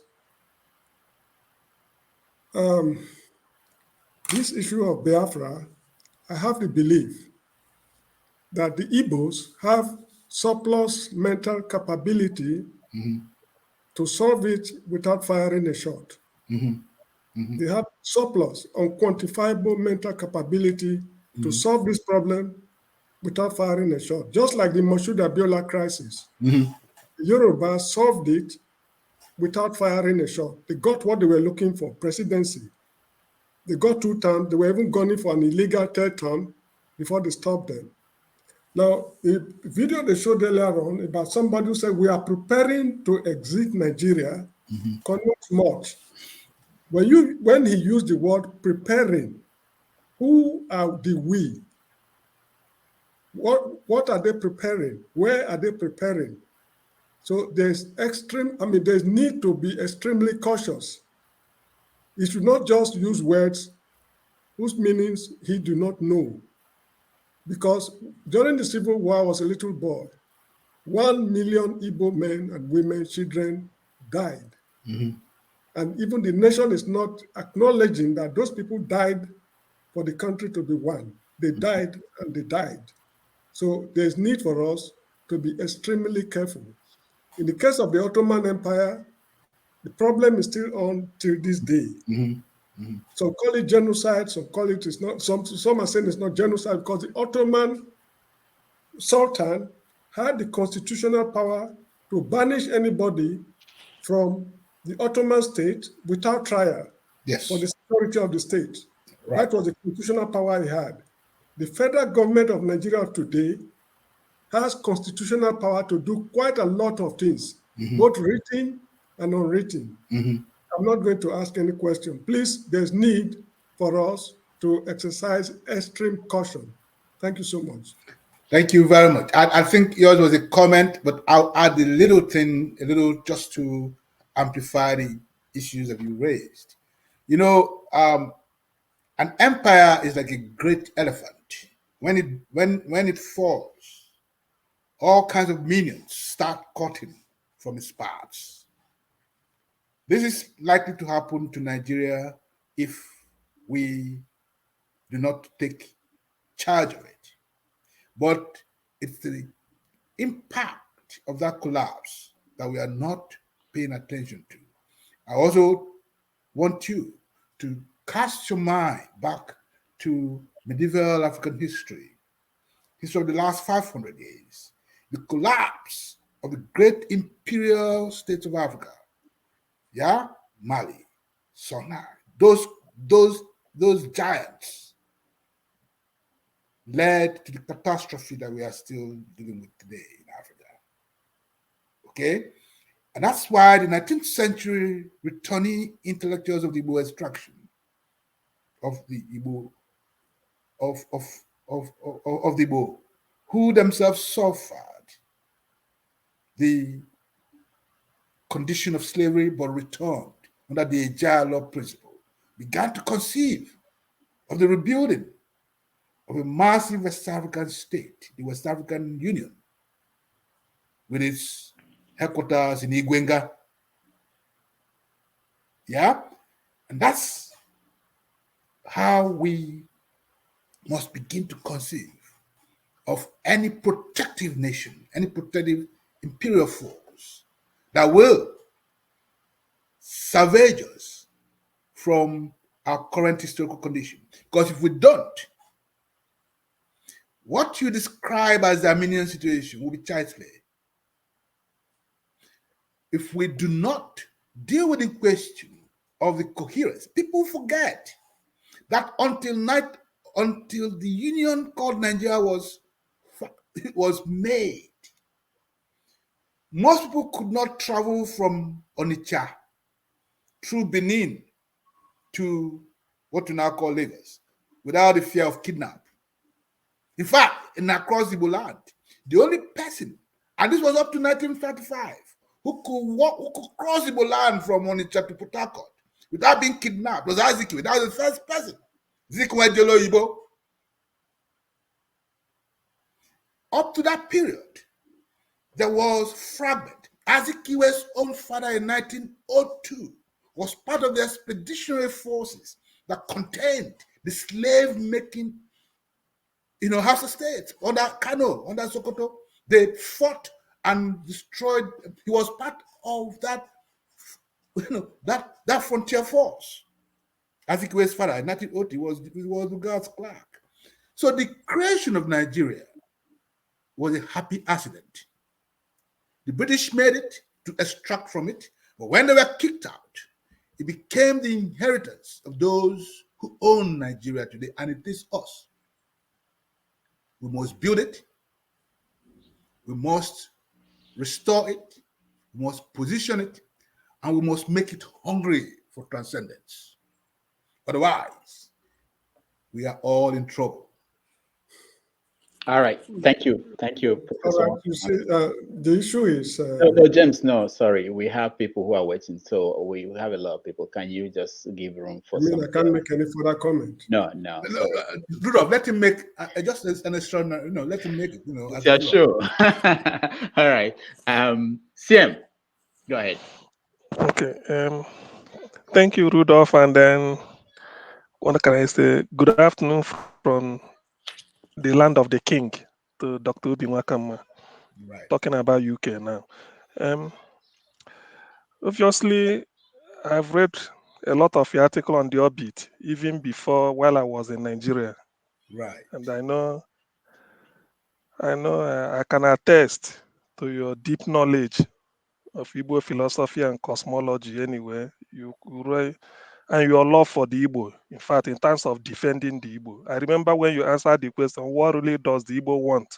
I wonder one politician asked that question, but in an essay, a very, very educative essay, you answered it. Now, I'm glad you've seen the video clip of Yoruba Nation led by Professor Banji Akintoye, emeritus professor of history. What I want to ask is, do you consider the efforts of Professor Akintoye a necessity for Ndi Igbo at this point in time, that we should also be articulating views like that, irrespective of whether P2B is elected or not? Because as I see it, the Yorubas are ready to exist, to leave Nigeria, despite the fact that Tinubu is on the radar pursuing what he's pursuing. On the other, the northern section, the Fulanis or whatever, I may not say they're ready exactly, they're in the same position like the Yorubas, but don't you think Ndi Igbo has not to be caught off guard? We should be holding a dialogue like this. Okay. All right. I hear you. Thank you very much, my brother. But by the way, I'm Onibo. I don't make kings. So you can say hello to that Mazi there, who is your king. He's not my king, I'm sorry, I forgot. Did it just like a request? Probably your book. Yes. Okay. We should be able to, we discussed that later, but I All need right, it. no problem. Okay, but thank you. What you are arguing for is the balance of forces. Yeah? If Ekulu, if it was Akudebea, the Igbo should be fighting for the presidency as well as negotiating for an exit. It is possible that we can create that kind of interplay of forces. And I think the Igbo are probably doing that. The Igbo are not going to be surprised or shocked or taken actually by surprise by any fallouts of this election or what Nigeria becomes, because the Igbo are very adaptable people. If there's anything the Igbo are good at, it's quick adaptation. Right? That's one. Two, you see, every time people talk about the Yorubas are planning this, the Hausa Fulani or the Fulani are planning this, the Efik are planning this, and I ask this question, and it is out of pure curiosity. How do we know? Banji, what I keep forgetting his name, Professor. What's his name again, Rudolph? Akintoye. I'm so sorry about it. The man I respect. He was a member of the Nigerian House of Representatives at some point. Okay, and the question that I ask is, which Yoruba is planning to exit from Nigeria? How are they going to do that? By civil war? By locking down every part of Nigeria so that the Yoruba will exit? And where are they exiting from? Are they prepared to engage in warfare? Okay? Are they prepared to declare and hoist a flag in the city of Lagos, which has half a population that is Igbo? How are they going to manage the logistics of it? We tried it in the Civil War. I mean, in the east of Nigeria. The consequences are still with us. The Igbo tried to exit. Let nobody forget this. The only group of people in Nigeria that have attempted, that have fought a war, that have worked to create a new nation out of this cartography is the East, mainly the Igbo. We tried it. We had all the resources in the world available to any nation, but we did not pull out. And the reason is very clear. There are too many forces at play. It is not going to be an easy project for the Yoruba to pull out. They will activate a civil war. It is not going to be easy for the Fulani to pull out. They will dismantle the Sahel. And Nigeria is not living alone. Nigeria has neighbors. Meanwhile, what should Igbo be doing? This is the question that you are asking, right? Are we prepared for the fallouts of some of these movements? It is possible that we are actually more prepared than you imagine. Igbo may be more prepared than you imagine. You know why? Because Igbo have fought a war and the factors are there. Okay? But it is not actually going to be easy, because what you're going to see is a lateral and horizontal movement of people. That's the meaning of chaos. Is that what we want to do? So when the Yoruba hoist a flag either in Ife or Lagos and say, today we have declared the Oduduwa Republic, why do they want the Do? The Igbo, the Fulani, the Hausa, the Benin, people who live around them, why do they want them to go to? From the city of Lagos, from Abeokuta, people have settled in Ibadan. The movement alone, the logistics of it alone, would actually make those who declared that nation flee, because people will go after them. They will not leave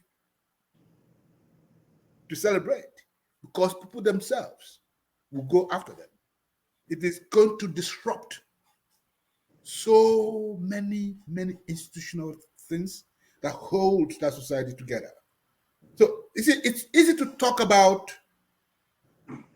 secession and about exit. Ojukwu said it. A number of years ago, we'll go to Ojukwu's house in Velasca Lodge, and he'll sit us as young journalists like us. We say, look, if I knew what I knew today, we wouldn't have, it was clear. Those who run to war often do not know that war is blood. Do you understand what I'm saying?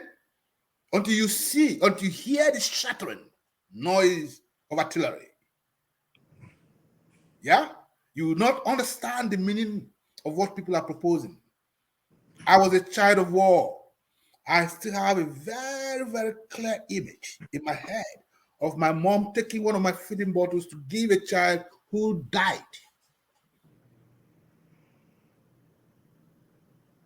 So it is not, I'm not saying they're not planning it, but I'm saying that the Igbo have seen war and have recoiled from it. Most of them have recoiled from war. We still have people who experience that war, who are saying to you, gentlemen, take it easy.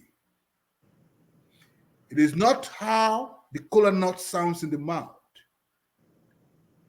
yeah, that reveals the taste that it leaves in the mouth. Does that make sense to you, Sia? Well, what I was looking at it, you see, well, what you said, I can't say it made sense, but what I'm trying to point, are you not trying to devalue the effort of Akintoye? Because Akintoye, to quote him specifically, he said by 2023, Yorubas are not planning to be part of Nigeria. And such a man, I take him serious. So that's what I'm saying. That is the. So what you're saying, I hear. But what I'm saying is, Professor Banji Akintoye may have his plans. And when he says the Yorubas are not going to, historically, the Yorubas have always had, the Yorubas are very complex people, They have always voted or acted 50%. The Yorubas don't act like herbs. they always act down the line. Perhaps you don't know about Yoruba history. There was a 100-year civil war. It was ended by the British. You understand that? So which Yoruba are you talking about? The Kiriji War you have heard about, right? Yeah? And I'm saying Banji Akintoye may be making a point. Yes, Yorubas of the Yorubas that is leading. Of course, he's leading a group of Yorubas who may be wanting to exit Nigeria by 2023. It is a possibility. What I'm arguing for is that we must pay attention to two things: the sociology of that movement, as well as the history of nation making and nation building, as well indeed as the history of the Yoruba people themselves. It's not a linear history, it's a complex history. All right. Thank you. Okay. Don't play with any of our audience. They can ask hundreds of questions. But yeah, don't play with them. Don't invite them again. All right. OC, you're next. Jude, now you know you are. I see you. I will get everybody. OC, you're next. Yeah. Okay. Thank you so much, Rudolph, for having me. And I just want to make a little comment. And I want to thank you, Obi Nwakanma, for a very erudite take on the subject. I think you belong in the class that the veteran journalist Stanley Maxwell used to call the card-carrying intellectuals. And that's exactly what you are. And we appreciate you so much. So, I mean, I agree with you that Nigeria is at that point. In fact, I make haste to say that Nigeria has failed. And it's not just me. Even Buhari apologists like John Campbell, who was the prior American ambassador to Nigeria and member of the Council on Foreign Relationship, they've all agreed that Nigeria has checked all the boxes for a failed state. You know, so there is no need trying to dance around it and all those kind of stuff. Now the question is, how do we go from there? Now, 2023 offers some opportunity, a little window of opportunity for us to, you know, maybe work towards getting things right. A P2B at this point seems like it's a child of necessity. Because without P2B, to borrow an expression by Charlie Boy, it's like we are left to choose between Otapiapia and the snipers. And I think he made a very good point with that. Yeah, because I mean, if this race were to be between, say, P2B and Vice President Yemi Osibanjo and maybe Kwankwaso, then I mean, we'll say we have some kind of contest. But we're talking about P2B in the face of two septuagenarians. One is the poster child of pay-to-play politics in Nigeria. This was a guy who in 2007 was actually invited by the Senate following the indictment by the EFCC. And this guy was actually supposed to be sanctioned. But you know how the Nigerian situation is. He almost sold off all of Nigerian assets, divided it between him and his friends. I won't even mention names, but you guys know who I'm talking about. And then we have the other guy whose handlers wants to tell us that, you know, he made Lagos, not minding that Lagos has been the capital of Nigeria till the recent past. And all the investment from the federal government was mostly there. And that we had the likes of Lateef Kayode Jakinde, who was actually reputed to have done a whole lot of things. And of course, recently, Raji, Fashola, and the rest of them. So let us even agree that none of those folks did anything to Lagos. And we have this one-of-a-kind guy that did everything and all of a sudden transformed Lagos. But we are looking at a man who is sick. And you don't need to be a doctor, you don't need to be a soothsayer to see this guy and know that he's sick. And we're talking about now, we're dealing with a president who spent a bunch of his time outside of Nigeria attending to himself. Now we want to go back to it. Now, the tragedy is not that these people are coming out because, I mean, it's human nature to aspire to be whatever you can. It's the fact that we have intellectuals. We have men who know better, who should do better. They are queuing behind these guys. So Nigerian intellectuals, we all talk the good game, But when it comes to doing things, we can never look beyond pecuniary interest. I belong to a lot of all these WhatsApp group where you have in the premium times and all those, we have all these intellectuals. But you look at the way, the manner, the way they queue behind all these guys, whom they know that these people will be driving Nigeria to the abyss, you'll be shocked. So I don't know, Prof. I don't know when all this, I mean, it's not like, I will admit that it's not just Nigeria, even in America here it happens. You know, people who support Trump and all those things who know that he's not good for the country. But we are talking about a country that has no hope, a country that's actually falling apart. And when that happens, all of us fall apart. Yet the intellectuals are complicit and actively supporting these guys who we know are driving us down the road. Okay. So, thank you. So let me get it. Let me frame what I see as a question in your thoughtful comment, and I'll frame it in the context in which you actually call me a card-carrying intellectual like Stanley Machiavelli. I do think that the intellectual is he who has a quarrel with the world. I no longer quarrel with the world, so I'm no longer an intellectual. Understand? And this is the point I'm trying to make. Because I have no quarrel with the world anymore, my resort is to a bit of cognac, a little ifeni, and and the rest of you can quarrel all you want. However, the two fundamental elements of your argument is that the Nigerian intellectual has failed. Of that, I have no dispute. But the problem we need to then question is, why did the Nigerian intellectual fail? It is this, that for too many years, the Nigerian intellectual was in this far-removed cloister called the Ivy Tower, in this very laconic space called the professions, the civil service. Don't forget that there used to be a time in Nigeria when the academy and the civil service took the best. Yeah? Took the best. You are graduating from the university, you are retained by the university if you were first class, and then you are sent to the ministries if you were between first class and first class, so that the public service and the universities took the best coming out of the universities. That was the frame of the Nigerian intellectual tradition. Okay?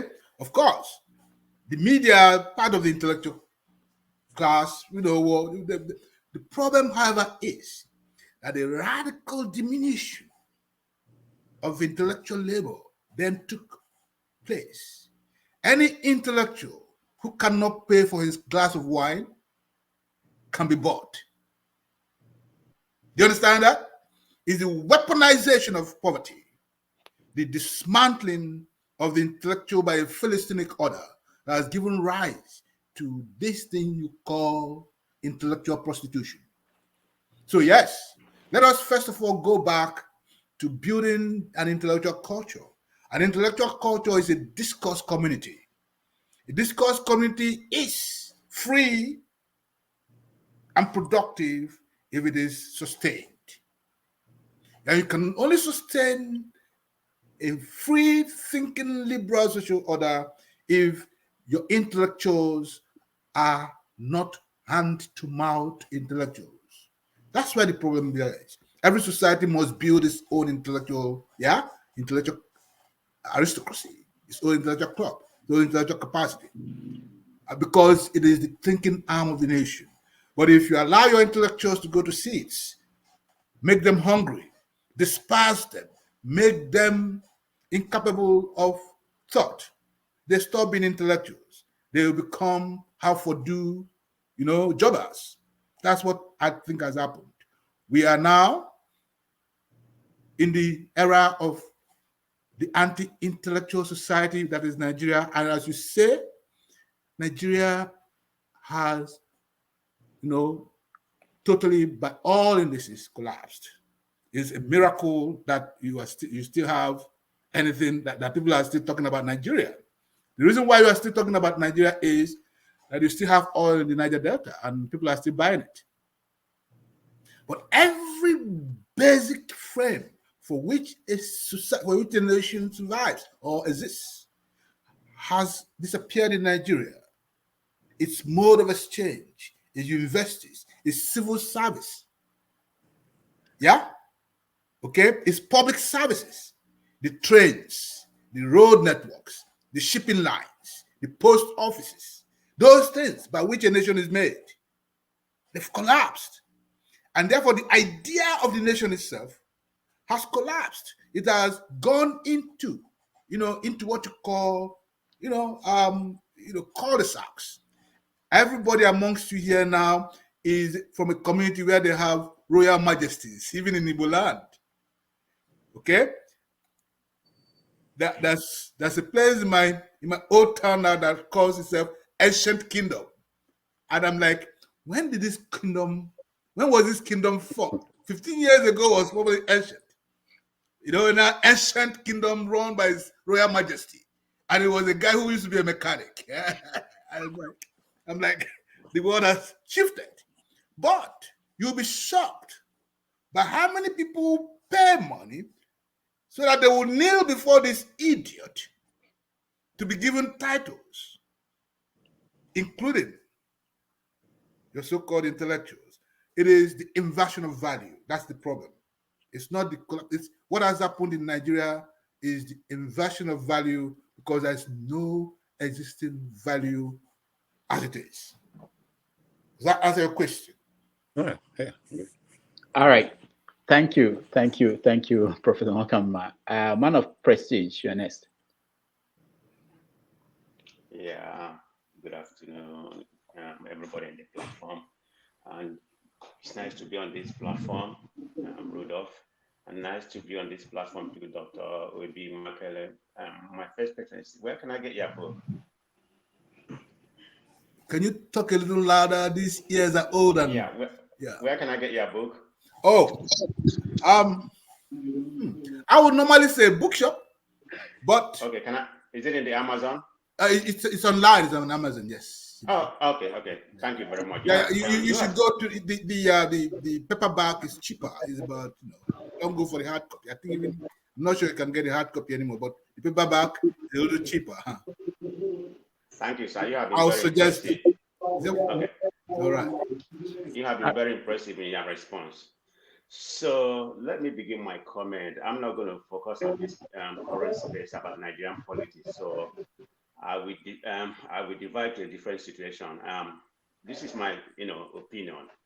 I feel like the Igbos want emancipation. The reason why I say this, because as a Nigerian from Igbo extraction, I feel like we have been through a lot. We have lost a lot, and if you look at the Civil War, what happened in the Civil War, according to the information that I gathered, we lost over 3 million people, depending on the data you're looking for, and we were given 20 pounds, to survive, and look at where we are right now. So I give kudos to my extraction. I'm a Nigerian, like I said, but from Igbo extraction. Okay. So in my own opinion, I expect a redress from Nigerian government, whichever way necessary, to compensate for what we have, what we have been through. So my question to you is that, do you think that Igbo need a reparation from Nigeria? Mm-hmm. Okay, fantastic question. I think it speaks to the issues that we've always raised. There's something the Igbo call aka ekpuchi onwa. If you are able, you understand what I'm talking about. The palm of the hand can never cover the moon. Yeah? The Igbo shine like the moon of the nation. And I really know that it is impossible to say to us, well, hide. You can't tell the moon to hide. That's what a lot of Nigerians expect of the Igbo, to hide. Do you understand what I'm saying? Yeah? Now, the fundamental question, however, is what is to be done with Igbo? What do you do with the people who service your economy, service your industry, produce what you produce your value, create your culture. What do you do with people like that? You know, the Igbo is in that state where you hate them, but you also love them. And the question is why? This is a question for another, the answer is for another day, but I will approach your question in two ways. You cannot, the Nigerian state cannot deny the genocide that happened, okay, amongst the Igbo. The Igbo genocide will continue to haunt Nigeria until Nigeria makes amends. I am of the opinion that the crisis of Nigeria is spiritual. The loss, the shedding of Igbo blood, without an acknowledgement of it, has led Nigeria to its catastrophe. It's because it's only when a nation is able to face its own demons that it can begin to be at peace. Nigeria has not been at peace because it had not faced the demon of that history of genocide of the Igbo, of the killing of innocent Igbo, of the destruction of those who fought for the liberation of Nigeria, of their demonization and of their marginalization. But that's one part of the story. It is like the Armenian genocide by the Turks, by the Ottoman Empire. It will continue to reverberate until you sort out the crying spirit of those children who perished in war, those children who fought, who gave their lives, young kids who took up arms, who ran to war in order to defend the people, and children who died of kwashiorkor, children whose mothers were slaughtered, and children brought out from pregnant women and smashed against the floor. Those things are atrocities, and the earth is always crying against those atrocities. Do the Igbo require reparation? Reparation, of course. But you know, it's also like the question of the reparation for Africa about slavery. Sometimes what's important is not the money. It is the simple idea of saying, yes, we have sinned, we are sorry. And then you can calm the spirit of the land. You acknowledge. Until Nigeria acknowledges that it actually acted in the most devilish of ways against the people, it is not going to rest. So we need to make that point clearly, that yes, the Igbo would have to be assuaged. Not the living, the dead. It is the most difficult debt to play is the debt to the dead, because they are not there, but they are there. You understand? They are not there, but they are what? There. That's the most difficult debt to play. But Nigeria will have to pay that debt. It is not in financial terms, but it also has to do in terms of justice to the Igbo, equity, acknowledgement, the dismantling of the historical institutions or the historical laws that have been made to marginalize Igbo in the nation that they built, that they fought for. That has to end. It will have to end one way or the other. Finally, this question to answer to this question. You know, the problem, Nigeria has an Igbo problem, and here's the problem. When you hold a man on the ground and you cannot leave him alone to stand up, yeah? You're holding yourself, you two on the ground, right? Yeah? Nigeria is holding the Igbo on the ground, but it is also on the ground. You know why? Pay attention. The Igbo engineer, the Igbo scientist, the Igbo trader, the Igbo artisan are all gifts to Nigeria. It is up to Nigeria to use it. It is up to Nigeria not to use it. In any case, the Igbo are not the worst off in Nigeria. They will send their children to school. They will eat. They will make money. They will create wealth. They will survive. But it is in the interest of Nigeria that the Igbo, that the immense talent of these unique people are put to the service of other Nigerians, so that Nigeria would rise to the stars, because the Igbo, in partnership, of course, with other Nigerians, can make this happen. And therefore, I say, let the Igbo stop this whole argument about what Nigeria has done to the Igbo. Let us ask ourselves, what can the Igbo do for themselves? Let us have what you call the internal gaze, because we can be trapped in what you call the myth of despair, and it begins to haunt us. Did you hear what I said? We can be trapped by the myth of despair. It is true that despair and melancholy has given us our leverage, our literature, our culture, but it's also possible that if we continue to talk about what Nigeria has done to us without saying, okay, let us do this to ourselves and to Nigeria, we will be trapped by the myth of despair. And we don't want to do that. Thank you, sir. A well-delivered monologue. I appreciate it. Thank you.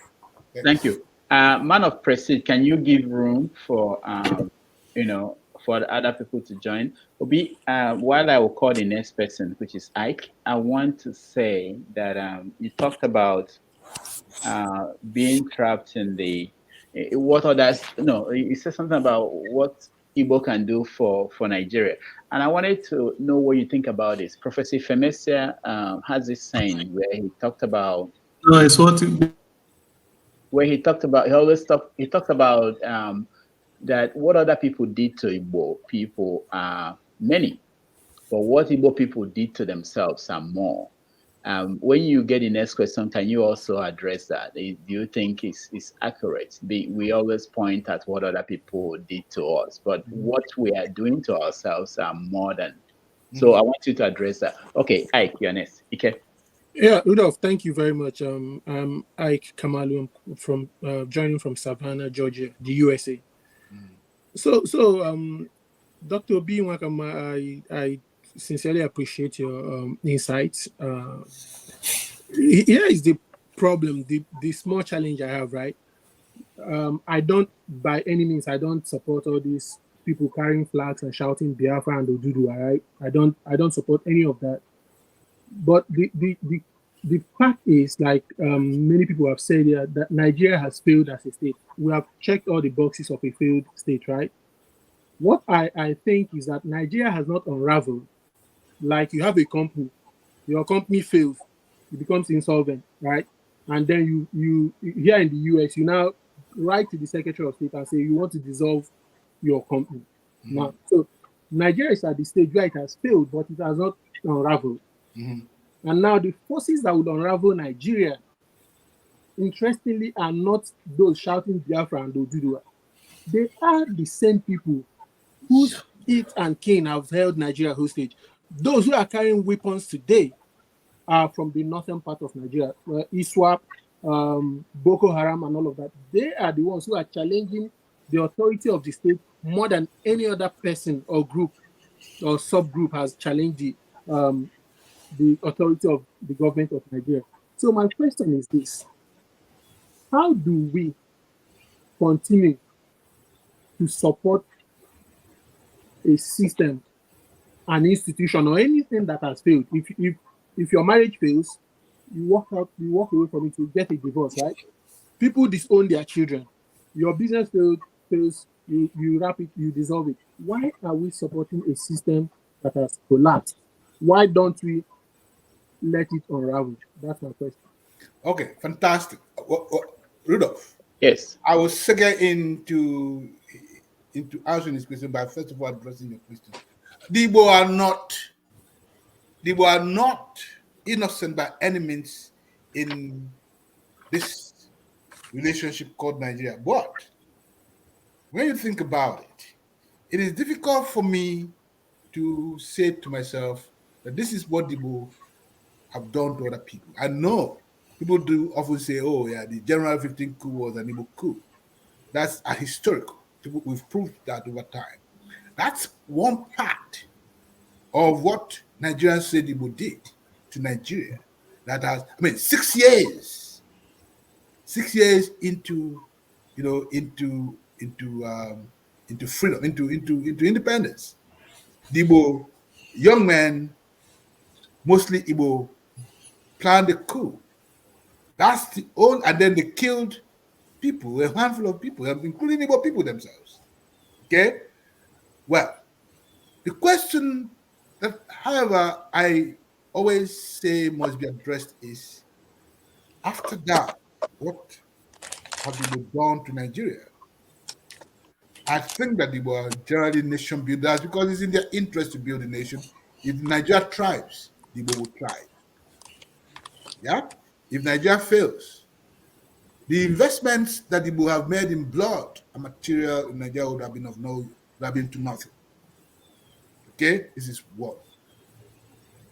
What do the Igbo do to themselves? Yes, the Igbo are not saints. Igbo people themselves have equal responsibility to creating a nation. There are corrupt Igbo politicians. And we can name them. If you want me to name them, I'll name them. But I'm sure they will sue you, not me. No. We don't mind. We're in America. Okay? Let them sue us. Go ahead. I will tell you that there are corrupt Igbo politicians. If you go to Abia State, go to Imo State, go to Enugu State, go right down to all Igbo states, you will see the evidence of this corruption. It's not the Nigerian state that has said, don't rebuild your schools, don't rebuild your teacher training colleges, don't rebuild your industries. We have what other Nigerians actually envy, which is the human capital. It is not the Nigerian state that has failed to organize Igbo labor to the point where it could still startle the world. The federal government is one agency. As I gave you this example, the first independent power station was built in Nigeria by the government of Sambakwe. It was dismantled by an Igbo officer, naval officer, James Aneke, who was governor of Imo State. All the industries that Mbakwe built was an Igbo governor who said they were white elephant projects and dismantled them. You could say where they were working within the organogram of the federal government. But these are things that Igbo themselves have done to themselves. It is not always others that do things to Igbo.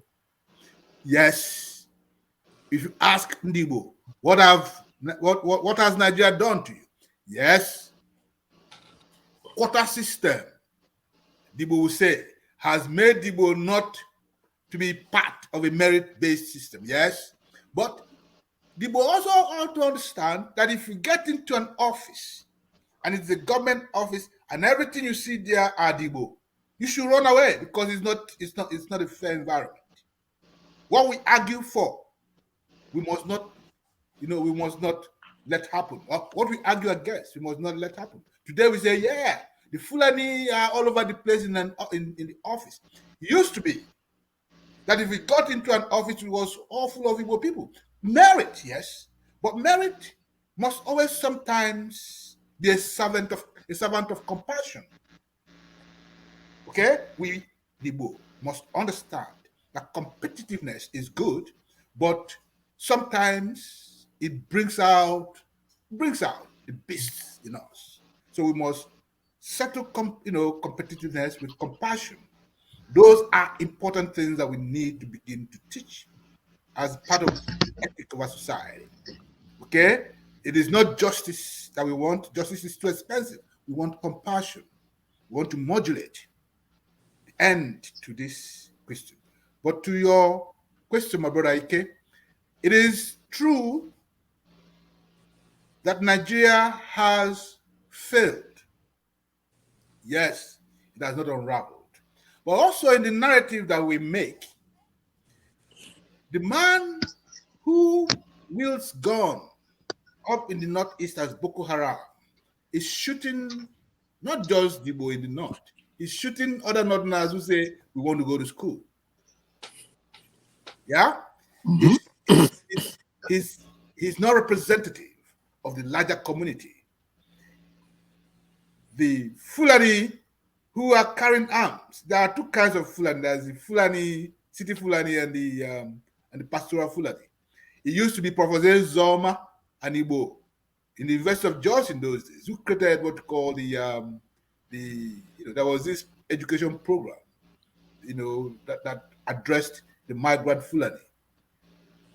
Under the Buhari, he basically framed it and sold it to the Buhari government, I mean, to the Baghdad government, and they did it. Nomadic education.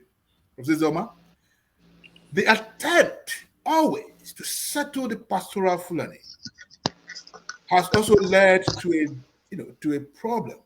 We must understand the dynamic of nation, that we cannot always throw the child away with the bathwater, because the same Fulani who are pastoral Fulani have in some ways preserved the most ancient cattle breed in the world. Are you listening to what I'm saying? Yeah, the Fulani good. For us, the most ancient cattle breed. So we must preserve them. We must work somehow to actually preserve them too. Because what they have is not only theirs. We in the East, eat cattle from the North. It is that cattle, that ancient breed of cattle, that they have preserved for us. The rarest breed of cattle that they have preserved for us, that makes your boots, your shoes. That is a resource that we too can use. We must find a way of balancing this. Okay? The Fulani who are cattle breeders are also human beings. What we ask is, let they who come to settle in other places be part of those places so that they too can thrive in those places. That's Igbo logic, because Igbo say to themselves, we go settle where we are and we make that place thrive. The argument that Igbo have had about this pastoral culture is that it does not thrive in these places. There are new ways of creating these new methods. See? So we need to also constantly put that at play. And some of my argument is we should not essentialize the Nigerian problem. We should make certain that where we blame ourselves, we make restitution. But where we see others to blame, we must point it out and work towards solutions. But solutions can only be worked out in partnership, not in closed circles, because they are human problems. As for whether this nation called Nigeria has collapsed or not, we all agree that Nigeria is in a bloody mess. Is it retrievable? People like me think, who think in systems, think that all we need to do are 3, 4, 5 things, and we have a magnificent nation. All right. I lost track of the sequence of people joining, but I'll call Dr. Innocent.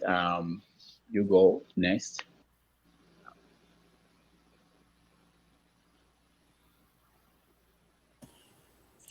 Thank you, Rudolph. I actually believe that Juden came before you. Is ahead of me. Okay, all right. Okay, then Jude. I will defer to him and then I will come after him. Juden. All right. Okay, Jude, Rufus is always suppressing me, but that's okay. Hello, hi, good morning, everybody, and thank you, Mr. Rufus. Sorry. Yeah, Dr. Obi, nice to meet you. But today I'm seeing you live. So it's a pleasure. And thank you all our panelists. Well, yeah, initially when one of the panelists was asking you a question and we were talking about the Yoruba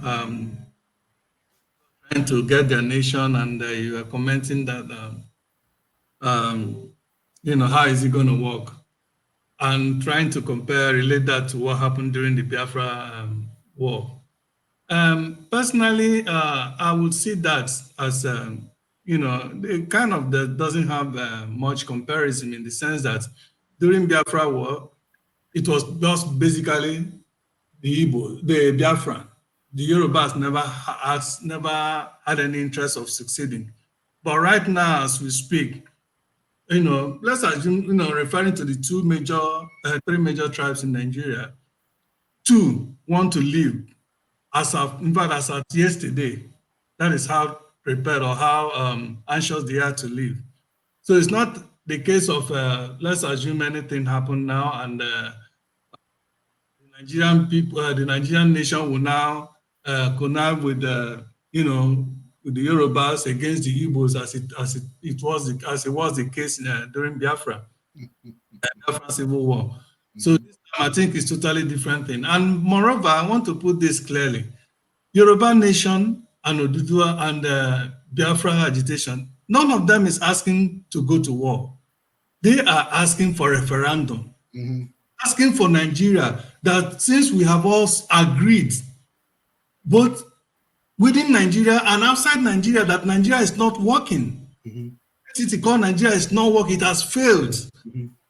So why can't we come together?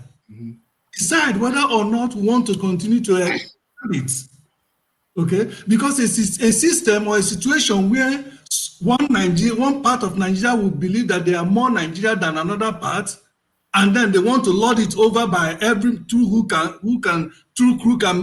every crooked way, through the barrel of gun, like it's being done right now as we speak. There's even war going on in Nigeria today, which people played silently, which people have undermined. There is active killing of the Igbos, of the Biafran today, every day is going on in Nigeria.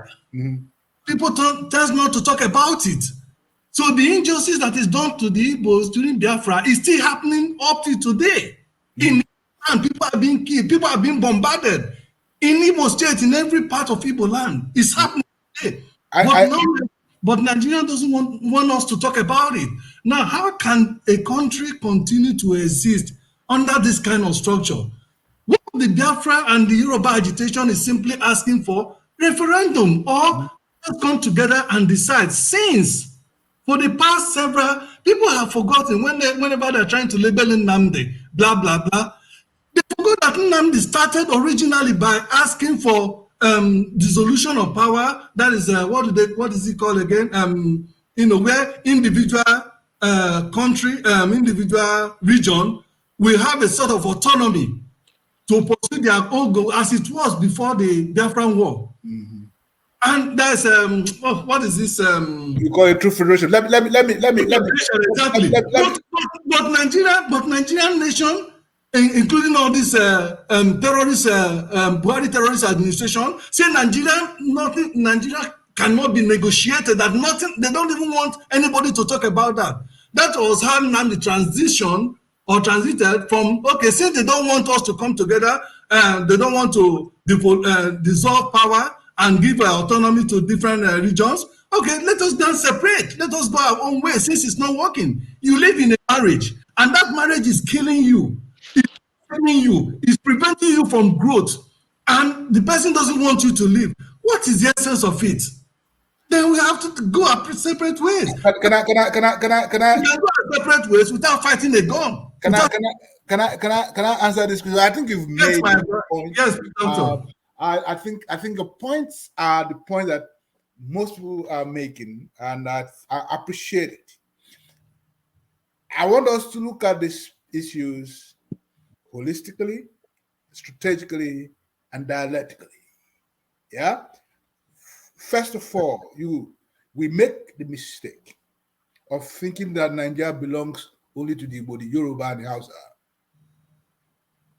The people who stopped, okay, the people who were buffers in 1967, who at a conference in Benin in 1967 stopped the North and the West from creating what we now call true federation, where the minorities of the South and the North. they are a significant number of Nigerians. They are actually put together the majority of Nigeria, even though they are fragments. You understand what I'm saying? Nigeria is not just Igbo. It's not just House.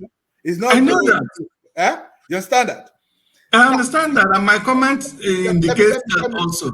Let me also deal with this question, because I think it's important that we understand that I probably was one who inserted in one of my obit columns the necessity for a referendum, and everybody now picks up the whole question of a referendum. But I laid out in that argument in the orbit, maybe in 2007 or thereabout, that a referendum must be, the plebiscitary right of citizenship must be encoded into the Nigerian constitution, primarily, that Nigerians will have, as part of their democratic rights, both at the federal, the state, and the local levels, as it happens in every democracy, the right to ballot for issues. And part of the issues that needs to be put to public question is the referendum on whether or not the state must exist. It should be done every 10 years. Okay?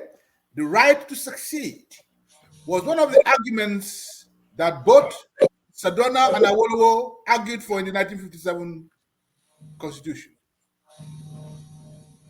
Do you know who shut it down? Dr. Azikiwe, I know that. Senahoro, and the leaders of the minority groups. It was they also who, the minorities especially, which following the Williams Commission, who said, we do not want state police. We want the police to be controlled at the federal level, because it is the only way that our minority interests will be protected by this, against these big ethnic groups. It wasn't the major ethnicities, it was the minorities. Now the question is, every now and then when we discuss Nigeria, we overlook the potency of minority interest. As I keep reminding you, it was not the North was prepared in 1967 after the conference in Benin to exist, to create, its own territory. It was the minorities of the North and of the South that said, heck no. And therefore, if you have these historical contests, you will see, and you are able to problematize these agitations, you will see that we're making the same mistakes. The big three are talking to themselves and across the minorities. The architecture of Nigeria is a complex architecture, and I want you to study it sociologically. What you see sometimes, where you start from, may not be what it is, because Nigeria is far too complex. Look, the frame of Nigeria is based on the context of the fractal mathematics. You take on one part, the other collapses. Yeah? And once one collapses, you have chaos. The central question, the central problem that most Nigeria would have been done years ago, but the central problem that most Nigerians often think about when they say, let's end this, is, what's the alternative? Because the alternative is chaos. The 100 Years' War, the Kiriji War. You get to Lagos, and one area commander will take up Surulere, one Victoria Island. You get to Imo State, one takes up Ombise, and the other around this zone. You get to the north, one takes. That's what you have. And the example of this is already happening. We can see that. We can see the frame already. The value of Nigeria is that it is this big elephant against whom everybody can kick. Once that elephant is no longer there, they will eat up themselves. That's what Ezekiel used to say to them. When I'm no longer here, you will see what you're doing with each other. Because Ezekiel was the only force in Nigeria that the North, the South could come to and talk with. He was one who could say to the North, come, to the South, come, and they will listen. But after Ezekiel, Nigeria went into chaos. That's what you're seeing right now. And that chaos would be exacerbated once you have these fragmentations. We need to pay attention because the easy part is not to succeed. That's what Ojukwu always said. The easy part is to mount a flag. The more difficult part is to hold the flag. And it is not just about the North or the South or the West or the East. It is not just about the Igbo or the Yoruba or the Hausa. These are the big three. But around them are forces that we are not taking into account in this equation. Does that make sense? Well, the referendum is a time that everybody comes to the table. I understand. And we all decide. I started by saying, one Nigeria should exist. We all come to one term on how Nigeria should exist. With different parts bring together. I agree with you that we need to encode into the system the possibility of a referendum.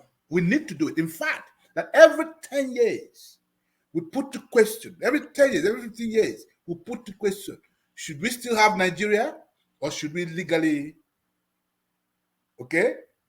We need to do that. We need to create the basis for a plebiscitary capacity. I said that from the beginning. I think it's a good thing to do. It actually raises the question because you see the separatist elements of the separatist groups have been talking about referendum. When it comes to referendum, you have to campaign. You will campaign for the balloting. You say, do you want referendum or you do not? Do you want to go or do you not want to go? The federal government will come and bribe everybody, and people will say, yes, we want to stay. You have to have resources for referendum. Okay? It is not as easy as you make it seem. Look, the referendum, the Cameroonian plebiscite in 1961 was an eye-opener. Today, Southern Cameroon regrets its choice.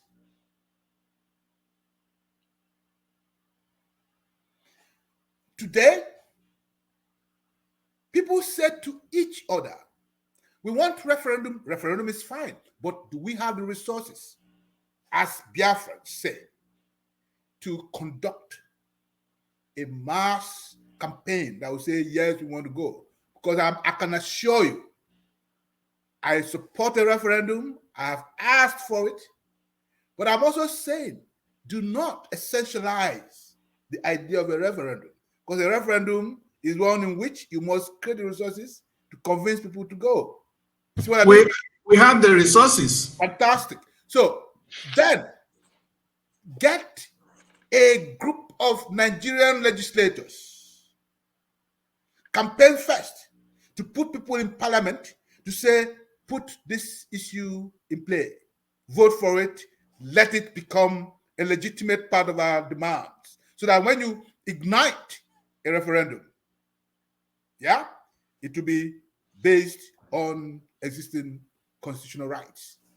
At the moment, the only referendum, the only plebiscitary right in the Nigerian constitution is the right at the local government to recall your legislator. That's the only plebiscitary right in the Nigerian constitution, is the power to recall your member of the House of Assembly or member of Senate or member. That's the only one that currently exists. If you want, you should campaign for the expansion of the plebiscitary power of the people, and I support it. All right. Thank you, Dr.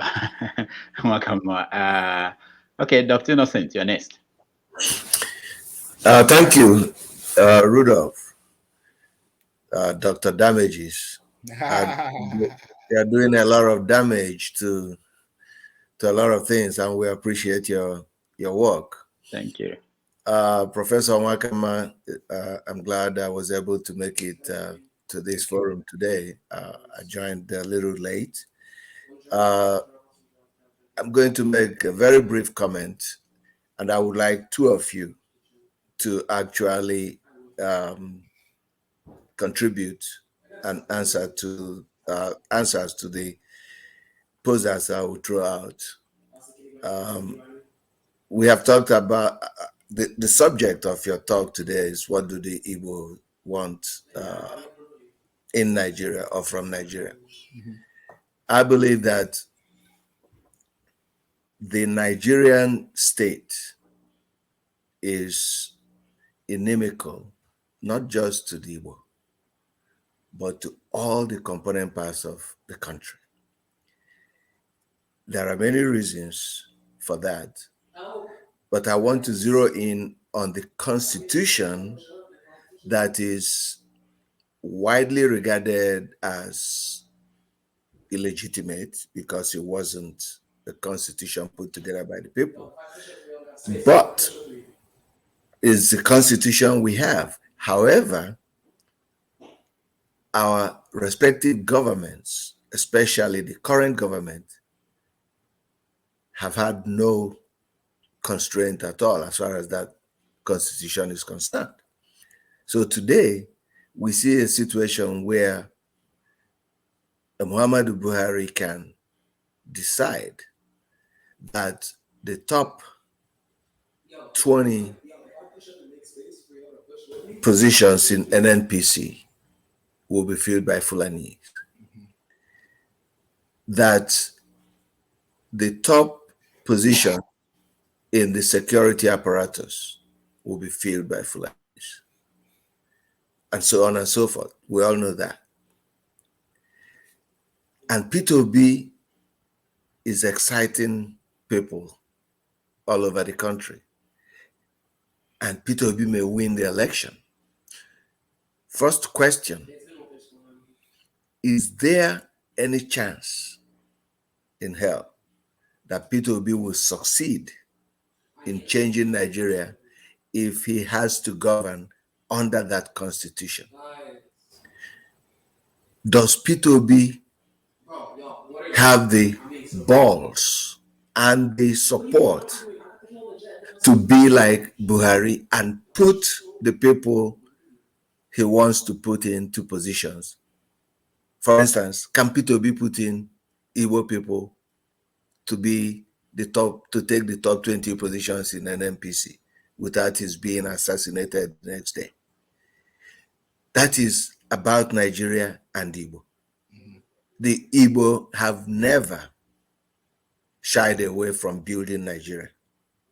But Nigeria has always rewarded the Igbo with disdain and, fear. The Igbo were building the University of Ibadan under Kenneth Dike. They were building the Lagos University under Njoko. Both men were chased out. The Igbo was building the railway under the Ikejiani. But they always see the Igbo as being dominant and domineering. So I want your comment on how P2B can survive and bring the changes that Nigeria needs. About the Igbo themselves, I grew up when the Eastern region was thriving. You mentioned the ZIC's 10-year and 5-year development plans that led to the rapid growth of the Eastern region under Okigbo. I was a young boy at that time. I remember the Rainbow Town in Port Harcourt. I remember the plans that led to the creation of economic corridors, where you had the biotechnology emphasis around Umuahia, the automobile and iron and steel around Enugu, and cement in Abakaliki area. Today, the Igbo are so balkanized that I doubt that the Igbo themselves can come together, referendum or no referendum. So how do we get the Igbo together again to think holistically about their region and not about their individual enclaves where charlatans have taken over and become, power centers? So how do we survive in Nigeria with P2B, and how do we survive at home? Either of you, either you do damages to it or you do the professorial work, Wakama. And I owe two of you some cognac when we see. Thank you. Now that you've mentioned cognac, I think we should eliminate Rudolph Okonkwo from competition. I salute you very much. Unless you want to say something, Rudolph, these questions are very interesting to me because they are grounded on a number of questions that I have myself. I don't have all the answers, but here's what I think. We are Igbo, and you know that there's something in the Igbo mind that abhors injustice. The Igbo themselves will not even think about filling up a position with themselves alone. It will be anathema to them. They will say, is this your father's job? Okay? This is one part that I think that most people forget. And it is not that the Igbo want to do what Buhari did, because if we would do what regret what Buhari did, then the nation that we are trying to rescue will be the worse for it. We do want people of, people of ability, wherever they come from, and are around Nigeria, I'm being idealistic at this point, of course, to do the work of the rescue. A P2B presidency that surrounds itself with only the Igbo would only recreate the catastrophe that is already Nigeria. And that's not what I'm dreaming of. However, if we as individuals think closely about it, you will see that a constitution, and I'm trying to play this very, very, very closely so that we pay attention, because it's important that we pay attention to some of these details. The constitution is not an absolute document. It is a work in continuous evolution. That's why I have amendments. The most important institution of a democracy in a republic is the parliament. The Constitution of Nigeria says that no single part of Nigeria shall dominate any federal institution. That's what the Constitution of Nigeria is already there. The fact that Buhari did it and went scot-free was because the parliament went to sleep. And the single civic institution, no single civic authority, took the president to court to test his powers in the Supreme Court. No Igbo group took this president to court. No group of Nigerians took the federal parliament, the Senate, and the House of Representatives to court for dereliction of duty. The Constitution gives us everything, grants us the capacity to sue the government and to, as a matter of fact, to hold our assemblymen to account. How do we do that? As I've said earlier, the Constitution of Nigeria grants only one plebiscitary right to the population. What was it? The capacity to recall your assemblyman if you feel like it is not, okay, doing the job for which you send them to parliament. And every day we say, oh, the governors are taking over the money of the local government. They're not allowing local government elections. Well, here's the question I ask. Does the governor have a power to appoint a transitional government in a local government? The constitution does not grant them any of such powers. But we allow it. The only power granted, the only institution granted the power to make laws for election in Nigeria is the House of Assembly and the House and the National Assembly and the state assemblies, which is this, that the Constitution requires that every election cycle that the House of Assembly of every state enacts the law to conduct elections. Once they enact that law, a state governor is obligated to sign it and elections will be conducted. If they don't do that, the governor is silent. Now, what has also not happened is that these assembly people have not been making these laws, these election laws, to elect people in the local governments that were created to serve as grassroots platforms to govern. Look, Buhari does not have authority to establish a primary school in Imbise. He does not have the power. He cannot stop the allocation made to the Bombise local government by the federal grants. That's the federal government institution, right? Buhari has the power to appoint people to government institutions and parastatals. But how many of them are left? NMPC, the universities. Yet, it is the House of Senate and the House of Representatives that could say to Buhari, but you have exceeded the authority that we have granted you under this constitution. And they can say, come here and explain yourself or we impeach you for abuse of power.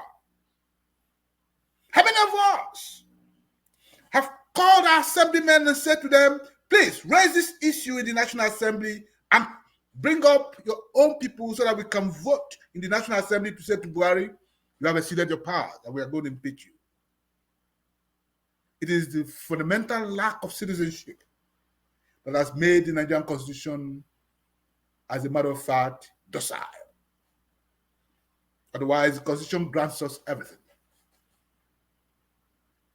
You can test the grounds and see if I'm telling you a lie. If the Imo State House of Assembly tomorrow enacts the Local Government Act, under the Local Government Act, a constitution that says, unless that where there's a vacancy, the director of administration of the local government shall run the administration of the local government until such a time when an election shall take place. And it must take place at the most within 3 months, or the government or the assembly would take charge of the running of the local government. That stuff would change. Our people have not been properly informed about their rights as citizens. That's the problem we have, and we need to face up to it. Dr. Kabam, I hope I've answered the question. All right. Thank you, Dr. Nwakanma. We'll go to Timothy next, but I think he was expecting me to comment. Yes. I will say something from the perspective of a reporter. I was told that by people who are behind, close to P2B, that he's not as weak as he may appear to some people, that he might be able to change some things if he gets there. But I don't have confidence in that happening. I don't believe he can transform much. But what I think will help or could happen is if the people behind him, I mean, I'm talking about the young people who are supporting his candidacy, if he wins and they do not go home, if they continue to put pressure on him, they could be the force that will change that country, whatever you want to change. So just think about this. If P2B proposes that he would like to have state police, that every state should have their police force, okay? And the National Assembly, they say, we are not going to approve that. And he moves the young people behind him. The young people are saying, we want that. I don't think anybody in the National Assembly cannot stop the force. If he wins the election on the back of these young people, I don't think any National Assembly anywhere can stop that. Even in America, it happens. Sometimes the president will propose something and even his party members will disagree with him. Yeah. And he will take it to the people. And it's the people, the fear of the people that will force that government. So there are ways that something could change, but it depends on everybody playing their role. The people, the person who is running the country. And I say this, because if you talk to APC people, and I talk to some of them, when they proposed, when they were coming in with Buhari, that they would change things. They didn't. Why? Part of the reason is that nobody pushed them. Nobody pushed them. No, nobody. But Rudolph, at least you get the point I'm making about the fact that the Constitution is docile because we are docile. That the only people see Buhari cannot create the state police. Doesn't have the power. The Constitution does not grant him the power to create the state police. His party, he can muster his party in the National Assembly to create a law establishing the state police. But it is not up to him. He has to do that with the leader of his party in parliament. Yeah. Then they can then create a bill establishing a state police, and they can then bring it to the president and he will sign it into law. And if the president doesn't even sign it into law, it returns to the National Assembly and they can vote up and down and ignore the president's power and make it into law, depending on the number of if they can muster the votes to override the president's powers. That's how democracies work. Our problem is everybody says, "Oh, the president must give us state police. Oh, the president must give us some kind of this or that." The president does not have these powers.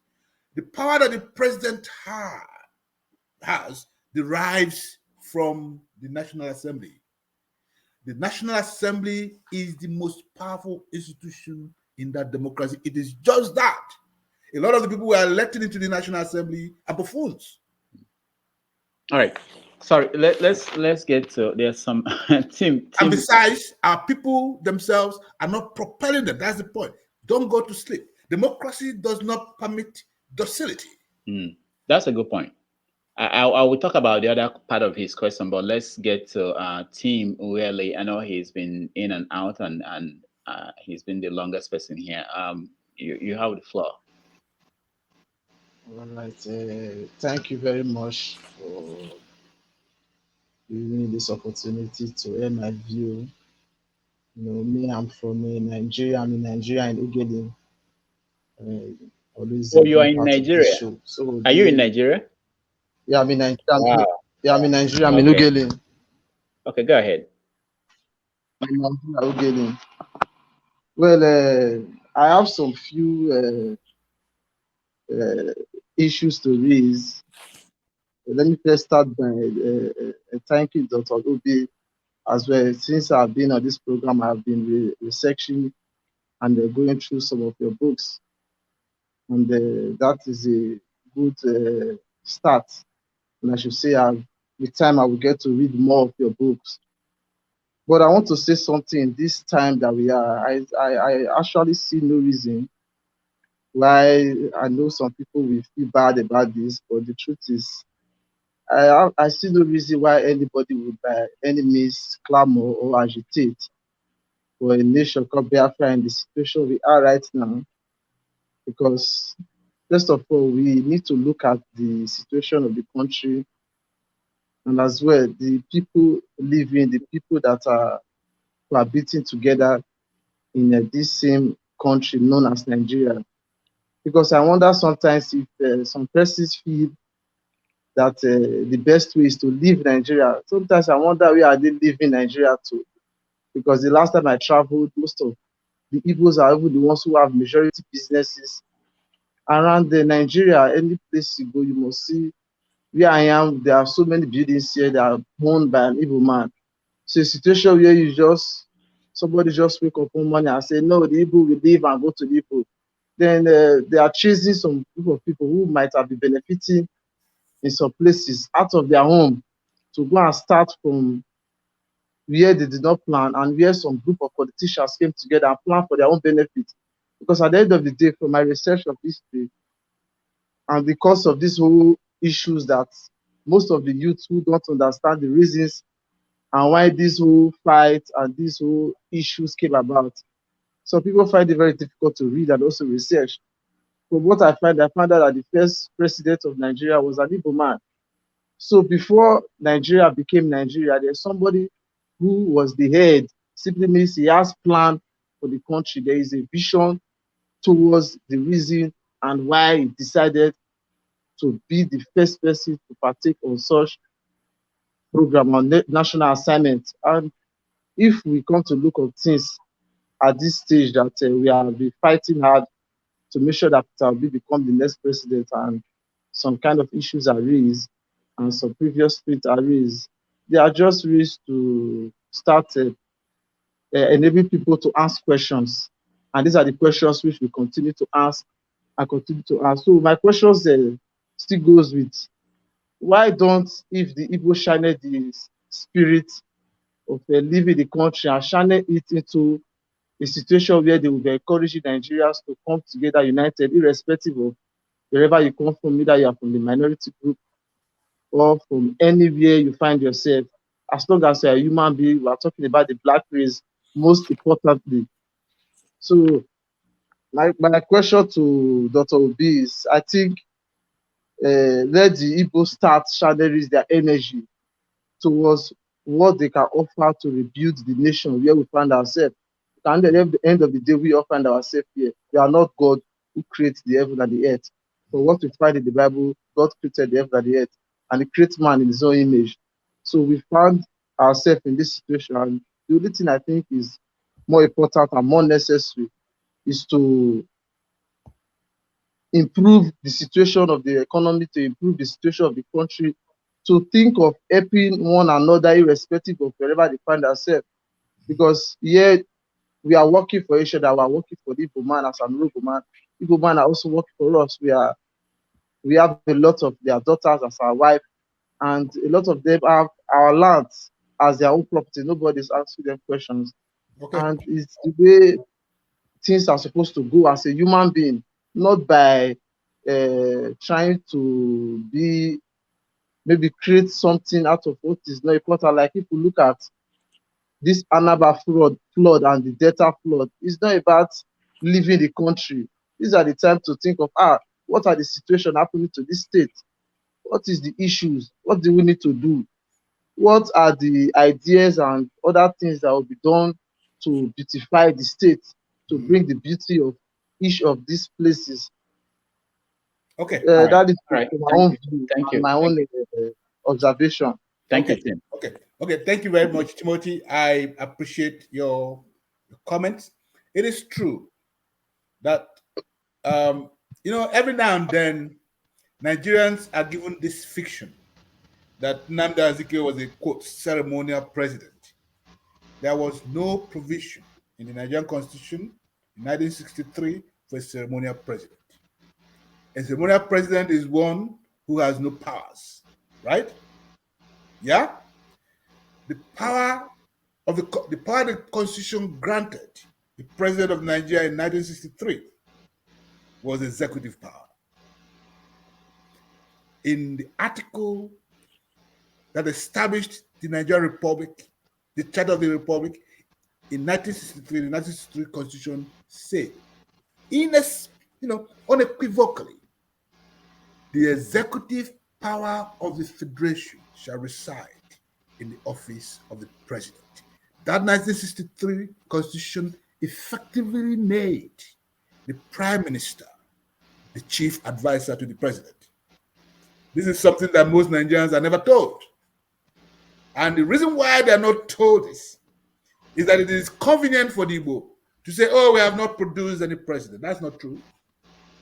But Azikiwe was the first president of Nigeria and he had executive authority. 1963. It is true that his tenure was very short. He was granted this power in October 1963.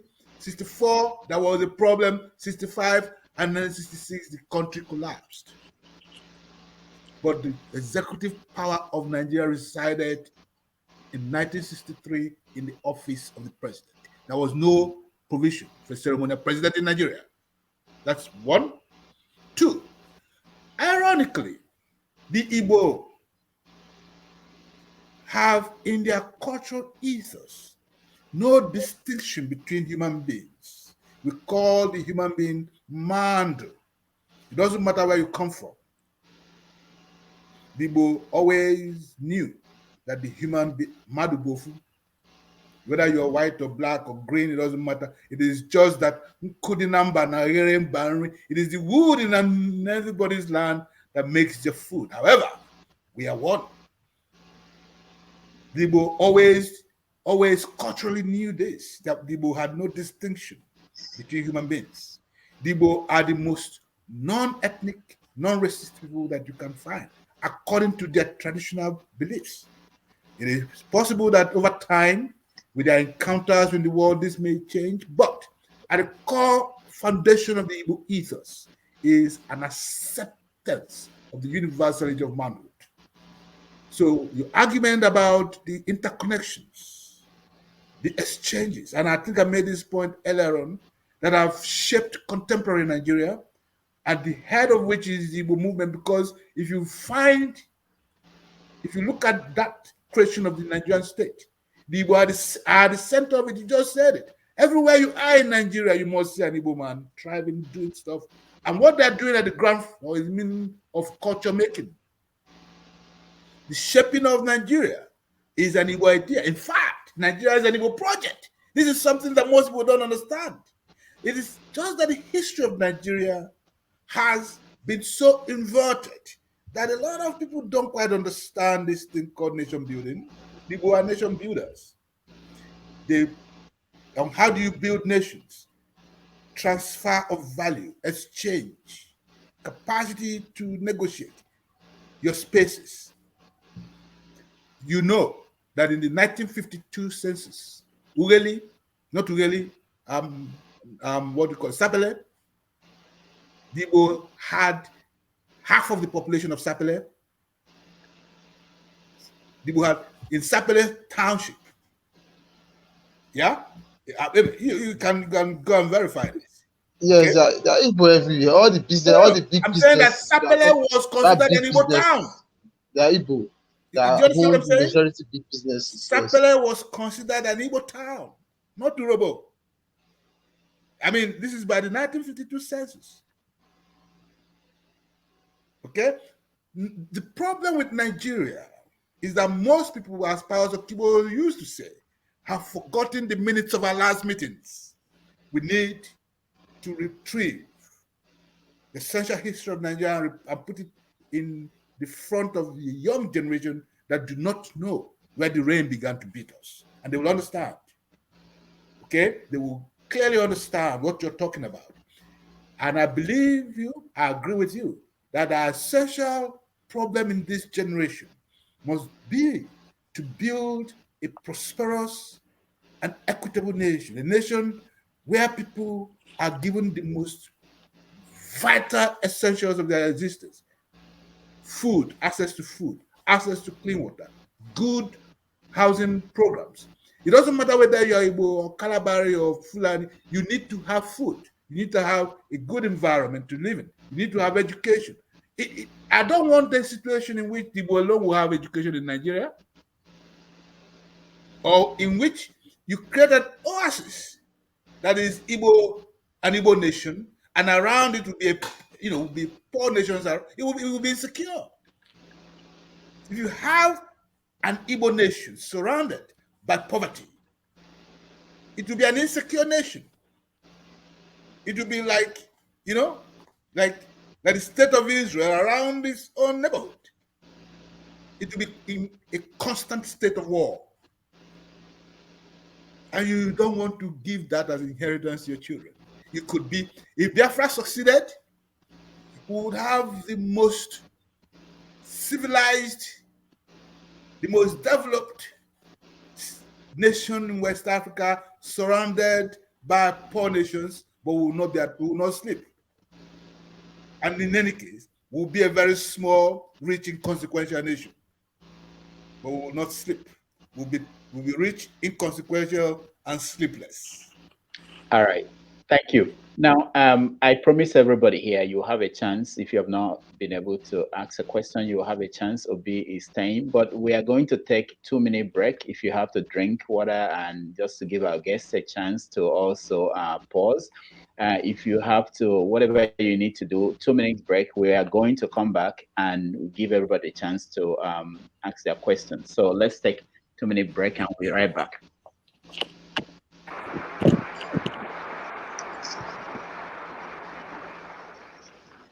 I regard it as a signal honor and privilege to be invited to address this world-famed gathering, not only because the United States of America is one of the leading nations of the world and one of the most powerful and advanced on earth today, but also because I believe that those who have struggled and worked to achieve independence will share with you and the great country which you represent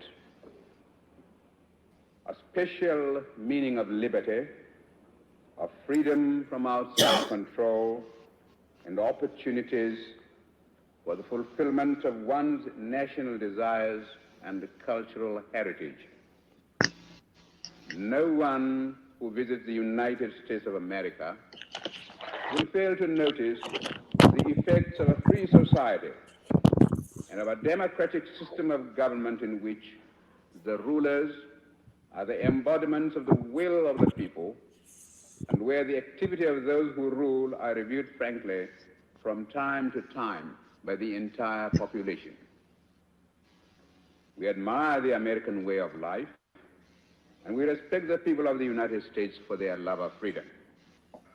The spirit of freedom which was kindled in the hearts of the founders of your great nation and has impelled you to great feats in moments of national emergency, as well as in your daily activities.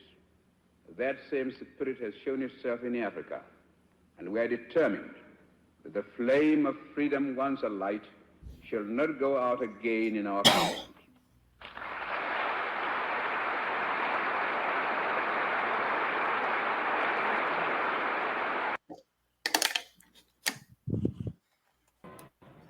Mr. Prime Minister, I am honored to welcome you and the distinguished members of your party to the United States.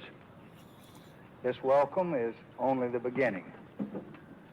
You will find, as you travel through this country, a very deep and genuine interest in the exciting developments which are taking place in your country and in Africa today.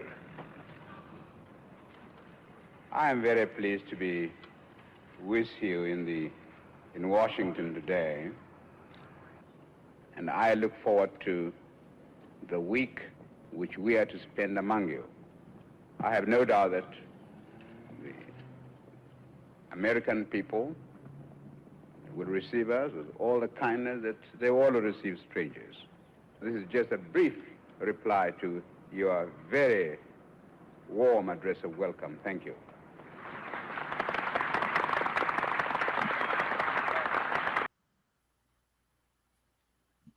All right. Welcome back.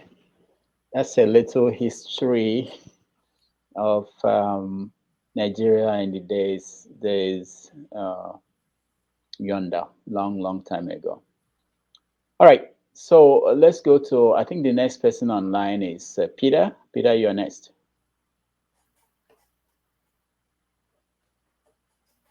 I can't hear you. Peter, you have to unmute yourself. Let me see if I can do it. Okay. Can you hear me? Yeah, I don't want to have disturbed earlier because I was making a lot of noise here because of my Arsenal team. They were winning. It doesn't like that. Thank you, everybody. Questions and concerns as well regarding the state. Dr. John Damages, I have to give you a lot of applause. I've been following your program. Oh, since you started, even you need to give me an award because I'm a big fan of your show. Thank you. You can't remember that. I always remember everything. Okay. Thank you so much for this opportunity you gave to all of us. I'll be following, and I don't even know, it could be very easy for me to tap into, make some noise at times. Where's your noise maker? It's not here now. This is a different show. I know. All right. Igbo Kwenu, I know that is not how they said it. I could have used another way, but I'm going to upset my Igbo brothers. You know, I'm an Edo man. My concern about this whole thing is that we love our Igbo brothers. We know there are a lot of concern within us and every part of us. My own concern about what Prof has been saying all along is that I have not heard where Igbo man talk about the unity between the South or Southeast. We always hear the Eastern state. For me, I'm very much angry with that aspect of our unity in this region. When you go to somewhere alone, you will come alone. You know, I'm not sure that the Igbo brothers are short of. They're not short of any groups, and I think the Igbos have become minority in the majority. They know, the Igbos know this. If we look at the Yorubas, they can win election. Like we said, they would support. I heard somebody say earlier, they would support the Hausa or Fulani. Yeah, but in the South, and Southeast, we become minority because we don't want to unite. We see the East, who are majority to the Federation of Nigeria, abandon their people because they believe that thing majority safeguard. I think that is what people are suffering most of the time. Maybe noticing that. Like my brother earlier said that you strive, you go to places, you come, we are all one. But I have blamed an Igbo man not seeing other people are close to them as one. You know, and you are not big enough to challenge the Federation of Yoruba and Igbo. I'm going to use Julius Malema, like what Prof has said earlier. Just Julius Malema as an example. You can't go to that federal and think that constitution, there's constitution enough. We have more than enough constitution. But you cannot go to that kind of federal that when Hausa Fulani need anything for themselves, constitution works. When we need better thing for the people that walk into the house on their own come back alone. And how can we say there's no knowledge between the Hausa and the Yoruba and the Igbos? How can we say there's no knowledge? Right? Now the Fulani, who we said will give 10% to go to school, they will have their own law passed in the house that people that went to university, Harvard, or wherever, better laws to schools, they cannot pass one single law that will benefit their people. Yeah, you went there just to take your share and come back home. How we come here to say, oh, we have Igbo, we are being undermined, nobody like us. How can I like you? Is it a politics? I don't like you. But if before we leave home and said, this is what we're going to say, if they don't agree, we will fight and see if we cannot bring something home. Like Dr. Damiji said, we have to stay behind Bitaobi before we can achieve anything. Meanwhile, the masses have to fight. We see Donald Trump in America. It's not the masses that is fighting, though. It's the law. The Constitution is fighting. The people don't even know what Donald Trump is doing to them. None of them know. But the law, the people that own the gadget of the system, Donald Trump is stronger than them. He has got money. He has got mouth. But they are trying to find their way around to make sure that they win. Because if they go with him the way he is, they will not win. So now I heard Prof said, where are the Yoruba if they declared Oduduwa? Where is the land for the Biafrans? That's the question. What am I saying this is that I put some comment earlier, maybe it's not very good, right? If Biafra have created the map, have you negotiated with those people that own this land? Did you talk to them? Are they with you in that Biafra? So there are questions to be asked. Me, I don't know if you have people have negotiated. I don't know if you have got these people to agree with you that we want to be Biafra, but or we have to break them into pieces so that everybody go on their own way. So there are questions to be asked, you know. So the whole thing I have been arguing about is this: the Igbos, nobody is you know, undermining the Igbos. I think the numbers are not there for you to win election. Because of that, you think that the Nigeria don't like you. So if we have to move on, I think the Igbo that owns the South, because Yoruba now they are after money. They don't care about Nigeria. Anybody that thinks that Yoruba, if they don't even care about themselves. Because I recently what happened in Ondo State is a Yoruba man that come out with the clip that he was reading. That is somebody from wherever. I'm still gutted, and I believe that Yoruba is still going to vote for that party. And they come and give us excuse. It's not Tinubu. It's in that party that have done that thing. But Yoruba still have an excuse to tell the world that is not a problem. We want the money. I also let them know one day you will also get that money again. You know, it's an argument that is always there for everybody, you know. Okay. So thank you. Okay. Yeah. Peter, I see what you're saying. I hear what you're saying. Thank you very much for your contribution. What you are arguing for is what you call coalition, proposal for coalition between Igbo and other southern groups in Nigeria. I have a different take on it. I think that Igbo have always attempted to build coalitions.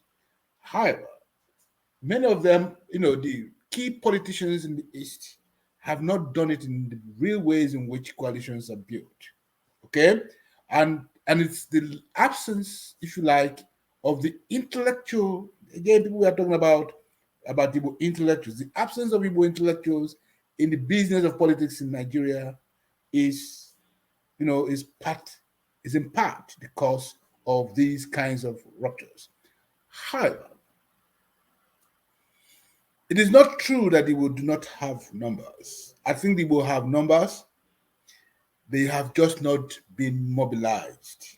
The Igbo are very alienated. The Igbo have been alienated from Nigeria, particularly since 1983. Okay? It's that condition of alienation that has compelled a lot of Igbo to actually have what you call a spiritual flight from Nigeria. Most Igbo live in Nigeria, but they don't live in Nigeria. Their minds are outside. Okay? It's either home or exile for them. There's a certain condition of, okay, spiritual exile. And my argument has always been that it has been counterproductive. The Igbo as a people have every right and every reason to build Nigeria. The Igbo as a people, look, I lived in Benin City for 1 year as a youth corper. Okay, I saw, you know, all right. I saw Benin. I had a network in Benin City. That was capital of Bender State. So because people were still in Bender State, I mean they were across, you know, they were still in Bender State. So Benin was fairly cosmopolitan, was provincial but cosmopolitan in its own ways. Now, you can see whether you go to Benin or Bauchi or Jos or Lagos or Ibadan or Warri or Owerri or Calabar or Port Harcourt or around the country, you see this alchemy of Igbo presence. But what you never see is the Igbo coming to vote during elections in those cities. They disappear during elections. They don't vote. You understand what I'm saying? And you cannot create useful coalitions with other people. And you're right, sometimes the Igbo themselves in this generation have grown very provincial. They have become so alienated from Nigeria that they have provincialized their own interests. And it is not in the larger long-term interest of the Igbo to continue this process of alienation. In that, you're right. In that, you're also right that there has to be a coalition of powers, not just in southern Nigeria, but across Nigeria, of people who want a working nation, a nation that works, a nation that is capable of providing the most basic infrastructure, the most basic needs for its citizens. We need to create a Nigeria that is not subject, but citizens of Nigeria actually, our obligation should be to the Constitution, not to the president. The president is a citizen just like you. Okay? The president has no more powers than you. But because we have invested too much authority on the office of the president or the office of the governor or the office of the local government chair, we tend therefore to think that if a Fulani sits on the office of the president, then he sits on some kind of throne that dismantles the rest. I am arguing that that's not true. I'm arguing that a coalition of progressive forces of citizens interested in the well-being, in their well-being as citizens, should make those moves. Look, your best partner, politically speaking, is your neighbor. That's the person you share the same streets with. That's the person your child is going to the school with their children with. That's the person with whom you need electricity. That's the person you need security with. It is sometimes, therefore, in your interest to go to your neighbor and say, come, oh boy, let us think about how we can vote this person who has not come to repair these streets for us. It is not your townsman who lives in Ureli, who has his own problems, by the way. It is your neighbor on the same streets in Warri or in Lagos who has the problem of how you guys are going to get home after going to work, how you're going to have electricity, how the schools your children are going to go to in the same neighborhood functions. It is not an Igbo problem alone. It's the problem of the larger coalition of Nigerians. And Igbo must not see it alone as their problems. The problem must be seen in one context. So, yes, we Igbo, we have invested in the education of our children. What shall they do after this? Do you want to create a generation of educated people who are layabouts? Or do you want to create a generation of educated people who have work? Because it's not enough just to educate people and leave them on the streets. You are creating a devil's workshop. The same thing that happens, you see, a lot of people do not quite understand that there are three people in that country. See, the Igbo and the Edo produce the highest number of people per population who are going to the universities. They have the same problems. They have the same problem of unemployment. Because if you take a look, the Edo have one of the highest educated populations in Nigeria. They produce university graduates who have the same problem with Igbo because they do not have access to employment because they overproduce. So this problem is not just Igbo problem; it's the problem of, of people who need to work together to solve basic human problems. Does that make sense? All right. Thank you. Thank you. Talking about, we have to move quickly, get to so many other people who are here. Mr. Maxwell, you're next. Thank you so much, Mr. Rudolph. Good evening to our guest and my co-panelists and those that are listening to us. I will not, I beg of you, I don't want anybody to tell me as being emotional. My mom is from Abia State, Obingwaluko government, to be precise. My father is from Upper East region of Ghana.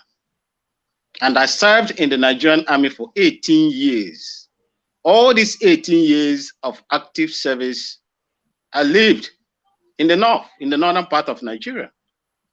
The reason why Nigeria cannot work, the reason why Nigeria can never progress is because of the people that you have allowed to take the reins of power in that country. I know how I was enlisted into the Nigerian army. I know how the list would turn upside down in order to suit a particular ethnic group from a different region. That is the inequality that I see in the Nigerian system. What do Igbos want? An average Igbo man wants an enabling environment to operate. He likes a very active and a competitive environment to operate. That is what I see in Igbo man, and that is not. You cannot see it in any other Nigerian. I think anybody can challenge me on that. An Igbo man wants equity and justice. Do they have justice in Nigeria? No, there is nothing like that. That is why you see people clamoring for out. I have a Biafra Igbo blood running inside me, but I'm a Ghanaian. When you come to Ghana here, there is nothing like ethnic divide in here. There is nothing like ethnic, let me just say, narrative that can make people to be deregulated down to the, in fact, one of the tripod that holds that nation are Igbos.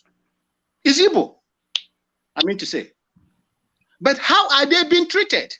When you go to the north, you will know that it is only in the Nigerian narrative that you will see a desert having more population than the riverside. Life grows in the riverine areas. How will you tell me that the population thrives is more in the desert areas where there are no water?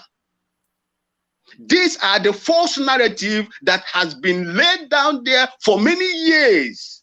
And when it comes to elections, false populations are used to intimidate the rest.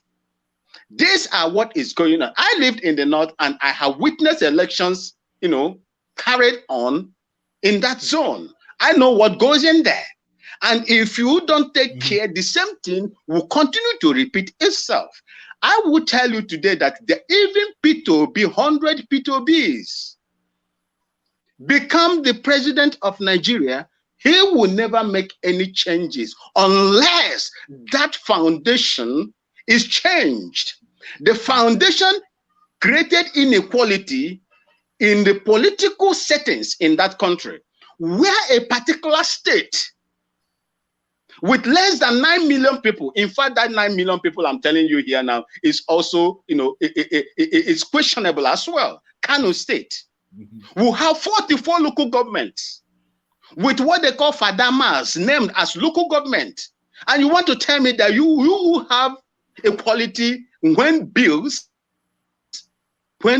let's say Obi send bills to the National Assembly, where they have numerical advantage over you. How do you want to tell me that this man will change that status quo without being impeached or a vote of no confidence, leveled against him?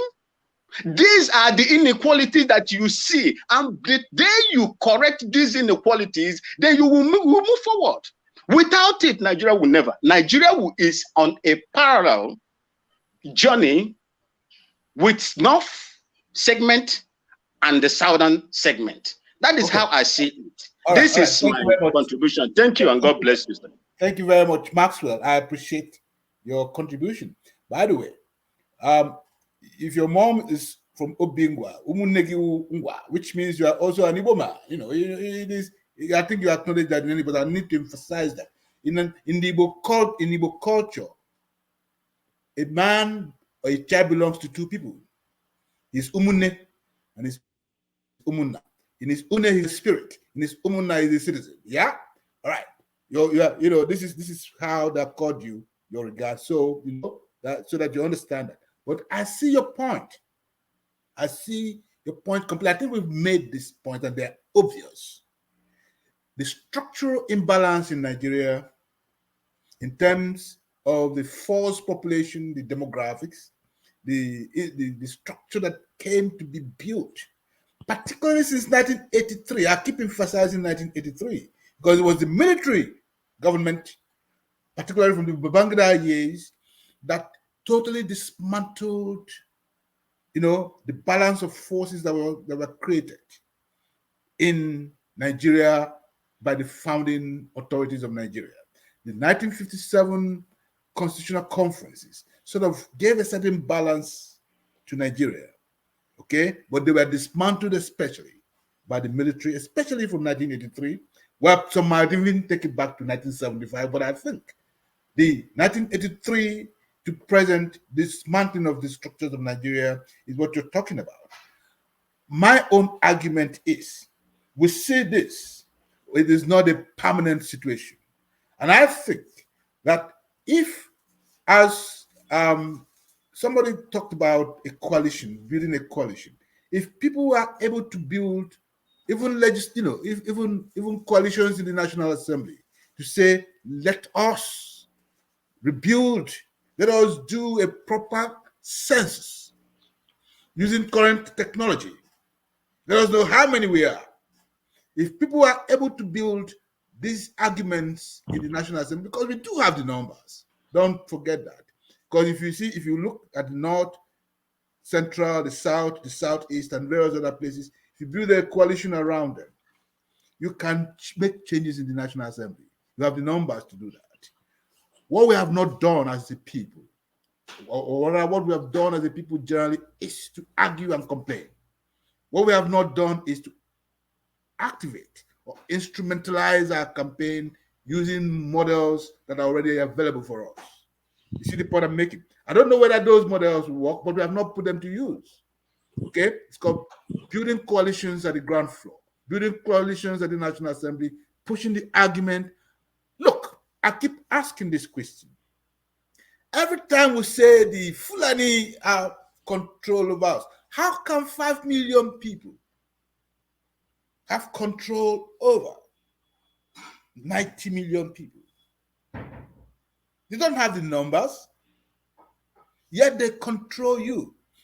So you must be doing something wrong. You see the point I'm making?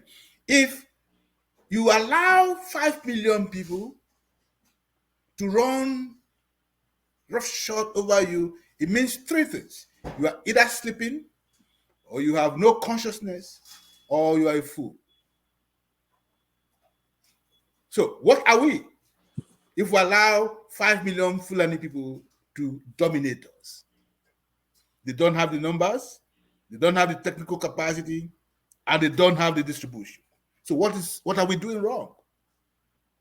All right. Thank you. Let me go to Mr. Omori. Omori, I know you've been in the car for a long time, waiting for an opportunity. I don't want you to disappear again. Okay, you have the floor. Yeah, thank you once again, Dr. Damages. Thank you for your wonderful job and unbiased approach. Today, I had the opportunity to hear from you for the first time. You always listen to us, whether we are wrong or right. You give us the chance to, you are a Democrat and you try to maintain that. But today, somebody put you on the corner and I could see your view on certain issues. Yeah, having said that, good afternoon to our guests and my fellow panelists. I I saw the topic. I try as much as possible to avoid it because the last time I tried to, I had a similar topic. It did not end well with me. Most of us entered the platform as friends. We left as, almost, exchanging blows. It's a very sensitive issue, depending on the angle you want to look at it. I want us to have one thing at the back of our mind, that we are all victims. Most of us are victims. A lot of Nigerians are victims of the anomaly, the amaga called Nigeria that is not working for anybody. It's only working for a few. It's working for a cabal. It's working for few individuals who Dele Momodu may refer to the owners of Nigeria. So, the idea of certain people trying to feel, if you want to go by who is being marginalized, who is being oppressed, who has been relegated to the background in the political setting of Nigeria, we are the people. So, the other time I tried to make an analogy that I'm not comfortable with certain people from certain quarters, see me as an enemy, where in the actual fight, I'm also a victim, just the way you are. Until we begin to come together as a people to say, this is what we want, we go nowhere. Until we begin to see ourselves as all victims, we have to see, there's something that is clear, no oppressor. We want to let the oppressed go without a challenge from the oppressive cycle. So they use you as slave. No slave master will ordinarily want to let the slave be free. This is the message I have for all Nigerians. I'm not comfortable. I don't know how much time I have. Time will not permit me to go memory lane. So I don't want to go to the genesis, genesis of the Nigerian amalgamation and all that. Now I want to start it from 1960. That will not permit me to go to the different constitutional development, the little thing, the authoritarian and everything. I want to, for want of time. In 1960, we had the independence, quote unquote. In 1963, we had the Republican Constitution. So I'm not comfortable with the people, certain people feeling there are angels in one corner in Nigeria, while the other ones are rebels, while the other ones are demonic or satanic. We, the educated people, like our guests and Rudolph, we have a lot of work to do. I wish our people, could learn the art of politics and governance, political participation, consciousness, and otherwise, just the way they are versatile in business. I don't know if it's possible to come up with the apprentice arrangement, that's the way we have it in the business. It will go a long way to enlightening our people. You try to crucify me, you see me as a dope brother, that it was because of this person, civil war did not succeed and all that. It will not help us. It will not. I'm a victim. I'm also a victim just the way you are. And again, that will not permit me to go tell you back to what the lives of Inahoro went through. Not because they were criminals, but because of the fact that they were minorities. Whatever we do and get away with it, what Zik will do and get away with it, whatever Inahoro would not try half of it and he will be in detention. I don't want to go into half examples I will give, but time will not permit for that. But now, nobody is asking questions. I don't think, I try as much as possible to avoid this topic. But I always come here to preach how we can overcome the mistakes of the past, how we can work together as a people, how we can love ourselves so that we don't continue to repeat the same mistakes of our forefathers. And that is exactly what we are doing. Okay. I don't know how we can come together. On this platform today, we are here as brothers. In 1963, between 63 and 64, I cannot understand why our brother Zik could not form a coalition. There was a general election, and no party was strong enough to form the government at the center. There was need for coalition and collaboration. I cannot get it. Why they are giving the intelligent and the people-oriented ideas of Awolowo, Zik could not form a coalition with the government of Awolowo, UPN, but decided to go to NPC, Northern People's Congress, to form a coalition government, then thereby becoming a device. No matter how you look at it, whether executive power or no executive power, he knew the implication of what he was doing. That is by the wayside. In 1966, January 16, 1966, we had a coup. We had a coup. You know, was it necessary? Was there injustice in the land? Of course, there was injustice. Was there another way we would have, you know, a better way to go about it? Of course, there were a lot of ways. I mean, the coup would have been avoided, either by design or by accident. The aftermath of that coup, you know, left a lot of people, and most people, you know, to believe that it was targeted against them. And that coup was led by our brother from the Eastern region. And as when the dust from that coup, settled down, a lot of people were not happy. They felt aggravated. Was there acrimony? Was there disagreement? Was there, you know, disagreement between the various regions? Yeah, there was. But the coup of that 1966 did not help matters. It wasn't the situation for Nigerians. The hatred among the nationalities became worse. And then that was what necessitated the counter coup of July. Between January and July, within 6 months, there was a counter coup. And what is it? Do you know also that the plotters of that coup, we had history has it that they were not tried. And the penalty for coup plotters was supposed to be death sentence. Somebody even had I read something that most of them were even actually being paid. They were still on the payroll of the federal government. I don't want to go into the nitty-gritty of how the Santana of Sokoto were executed and all that. I try to be as much as possible not to be biased. If there's any destabilized Nigerian today, it's me. I mean, the counter coup did not have matter too. It was a kind of revenge. Do you know? We don't see. Within 6 months, we had unitary system of government. We had the regions could develop at their own pace. Within 6 months, the person that changed from the unitary, from regional government to unitary, was still our beloved brother, Agwironsi. Within 6 months, he concentrated all the power at the center. That was not done by the Fulani man. We put the sugar there, but when the Fulani came and realized the sugar was sweet, they found it difficult to let it go. That one was also caused by our brother, Agwironsi. Can you just let me learn? In a minute, I'll be through, please. Please, sir. Please, sir. Oh, no, go ahead. Okay. That did not also help matters. And again, the unity system of government, today a lot of people are clamoring for back to the region. It's going to be difficult. What do you do to the states that have been created? That mistakes have been made. I don't want us to dwell too much on the mistakes that have been made, so that we don't continue to have issues. What I want at this juncture is for us to synergize, a need for collaboration. We can move forward and go away from the horrible and terrible past. In even in 1979 again, which is also fresh, most of us were already adults.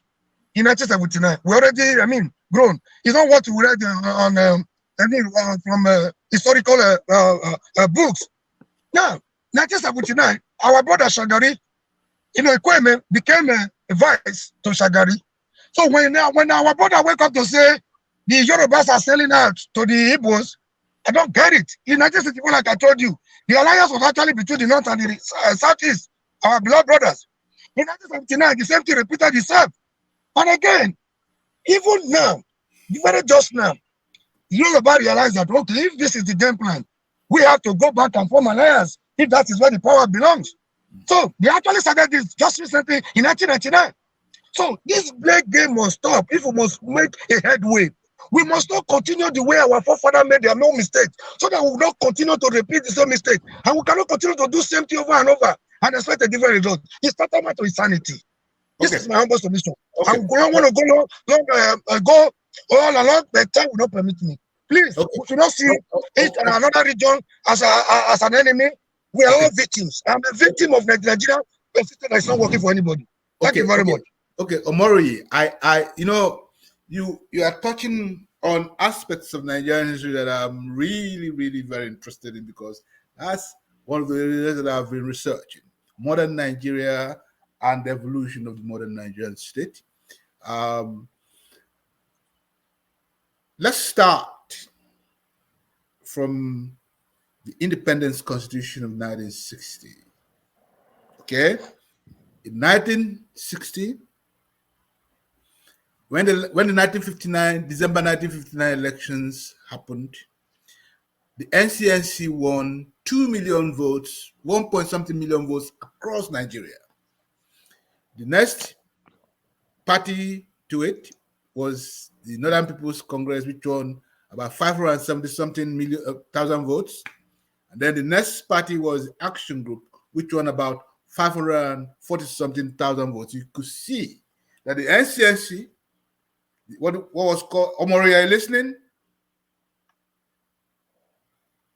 Go on. Are you listening? Because I want you to absorb this so that you can understand. I'm listening. I'm listening to you. 1959 election. I'm listening to you, sir. I hear you. The 1959 election was a watershed election because it was the election that was going to transit to the nation called Nigeria, the independence nation called Nigeria. In the plurality of votes, the NCNC won nationally with 1,400,000 something votes. The next party after the NCNC was the Northern People's Congress.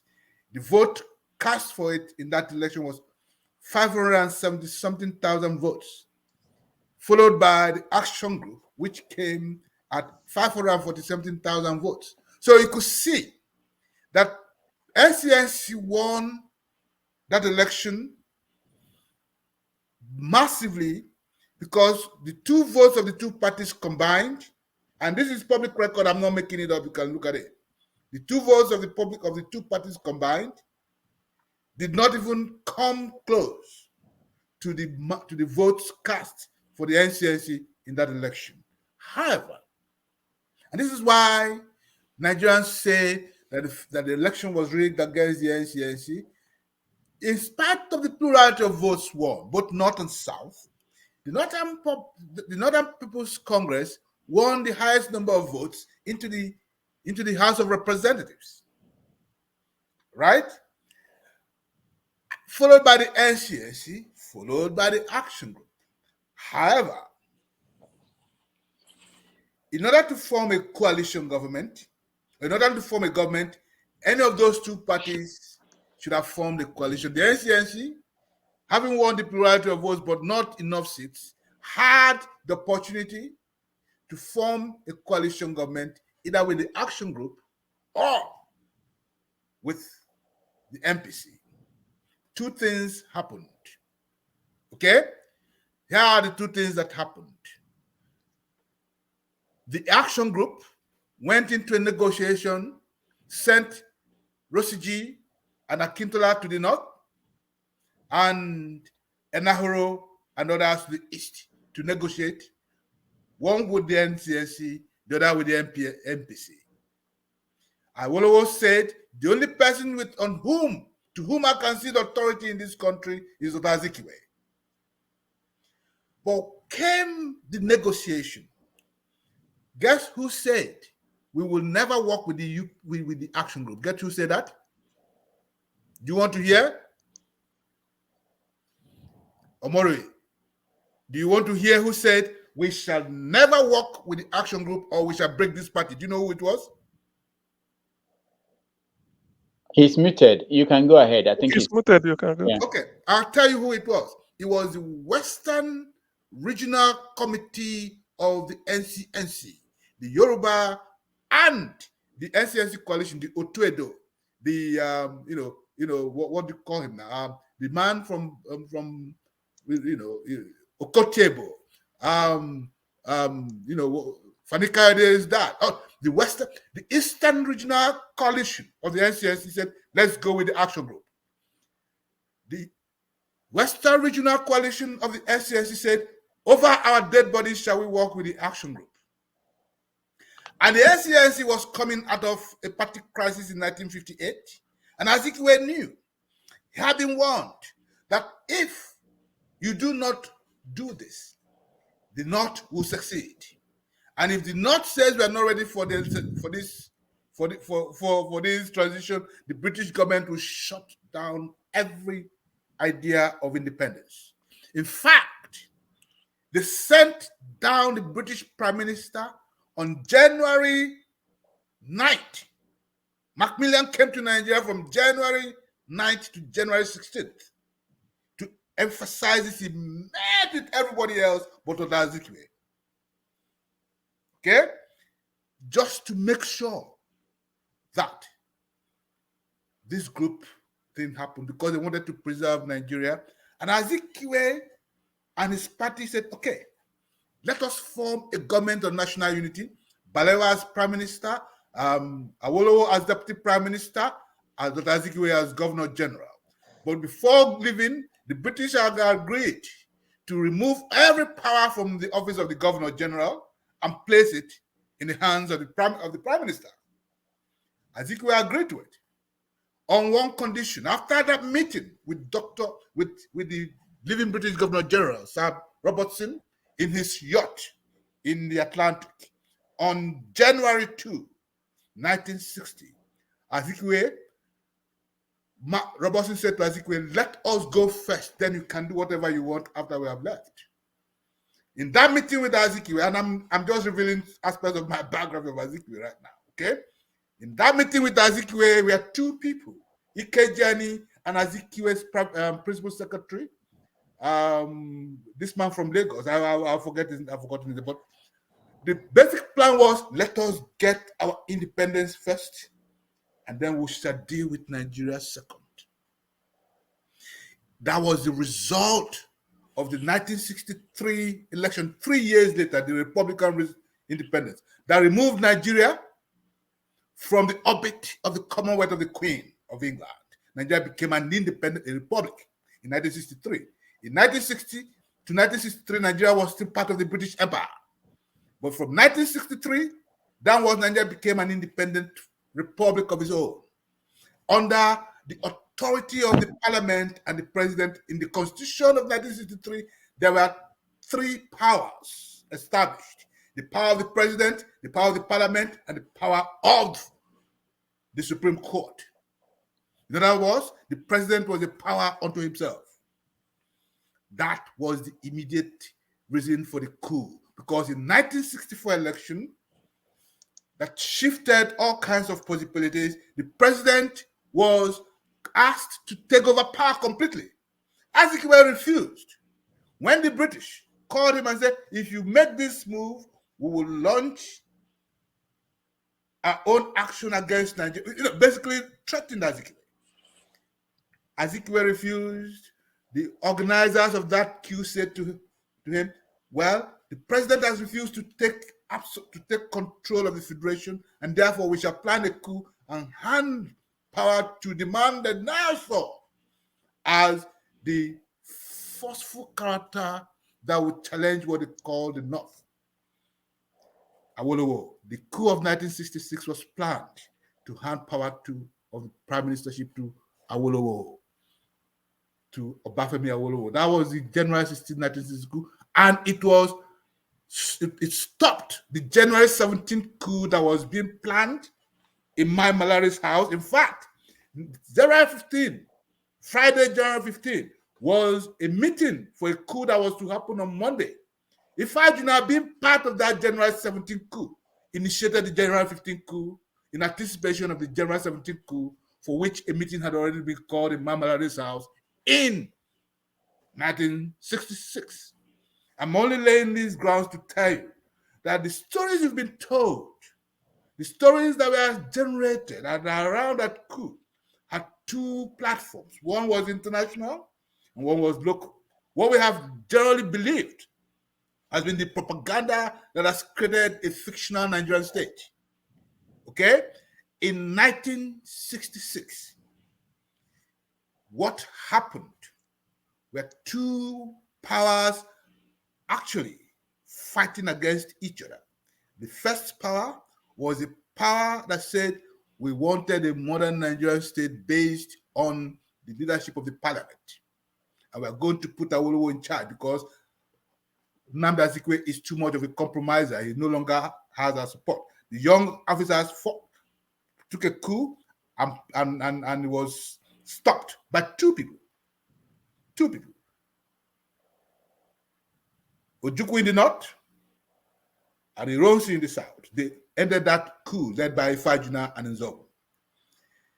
You are talking about a unitary state It was not a unitary state as such. What happened in 1966 was that in February 1966, or in January 1966, Ironsi talked to Simeon Adebo and said, give us a framework from which we can use to govern the state. Adebo said, a military government is always about top down. You cannot create so Adebo actually was, Simeon Adebo was the one who wrote, who organized, who gave the framework for the creation of what you now call a unitary state. It was not a unitary state. It was a command and control institution. In actual fact, it was actually not Ironsi's idea. It was idea by the civil servants and by a man, the dean of the civil service in Nigeria, a man called Mr. Simeon Adebo.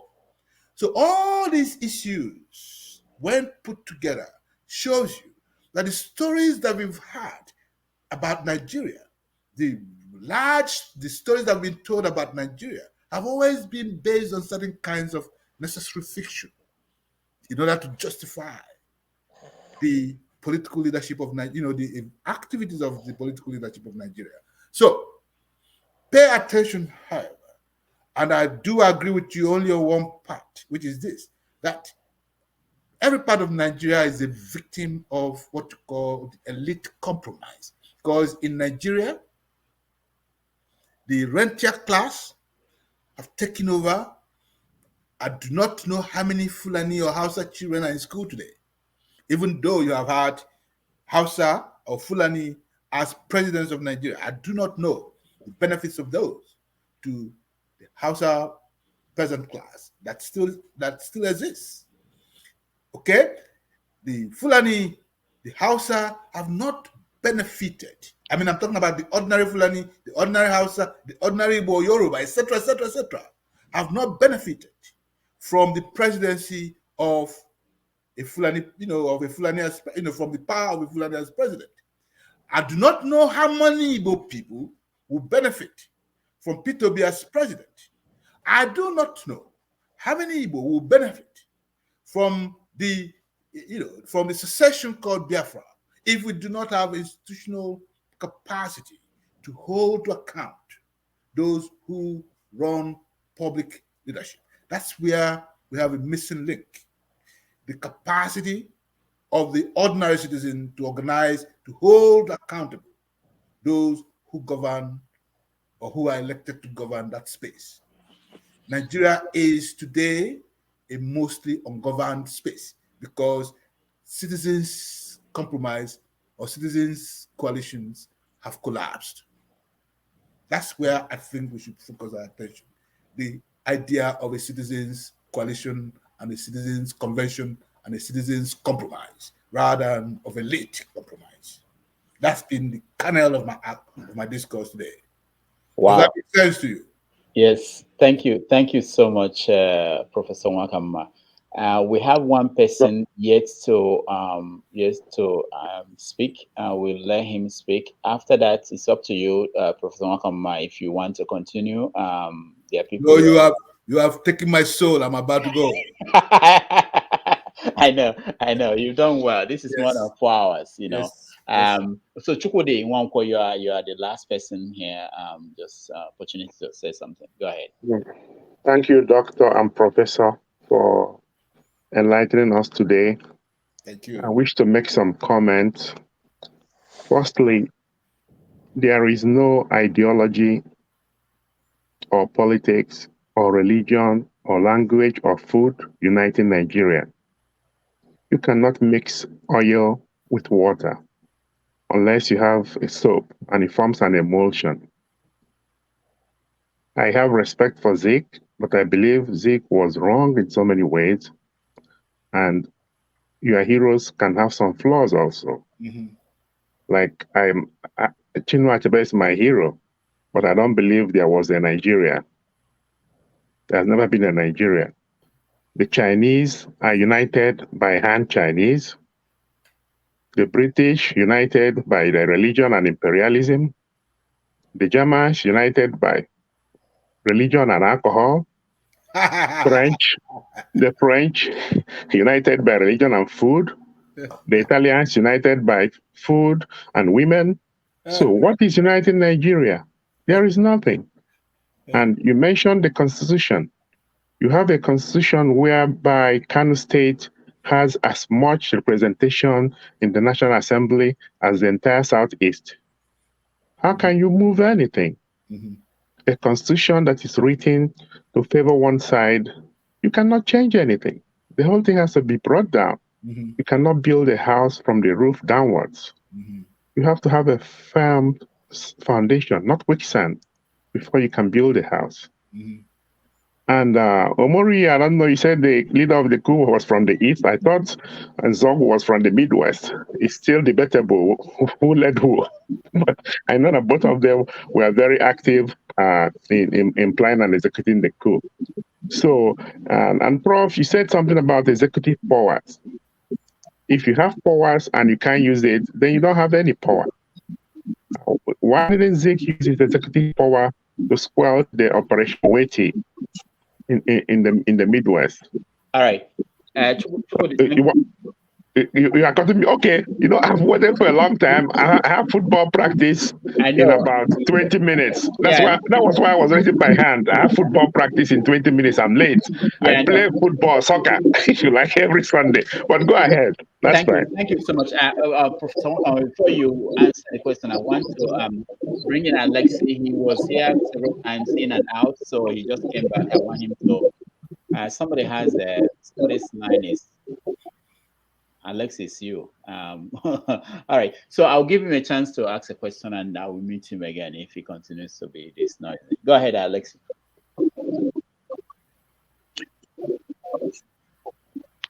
Alexi, go ahead. Alexi, can you hear me? Okay. Thank you, Dr. Damages, this opportunity, and thank you for bringing people that we need to.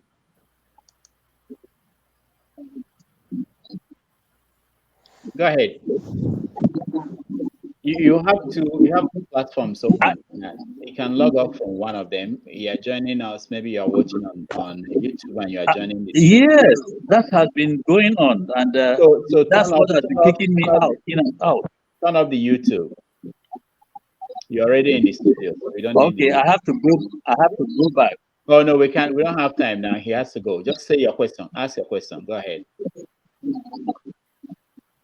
Go ahead. We can hear you. Go ahead. It's just noisy.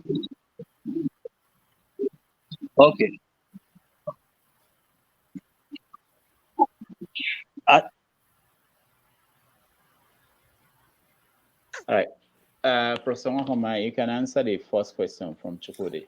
Well, I will say this, and thank you very much, Chukwudi, for answer for point. Of course, the Igbo was human. He had a lot of flaws.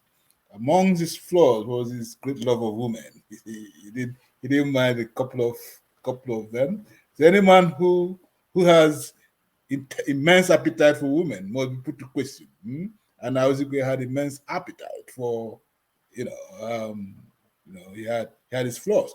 He was also actually not.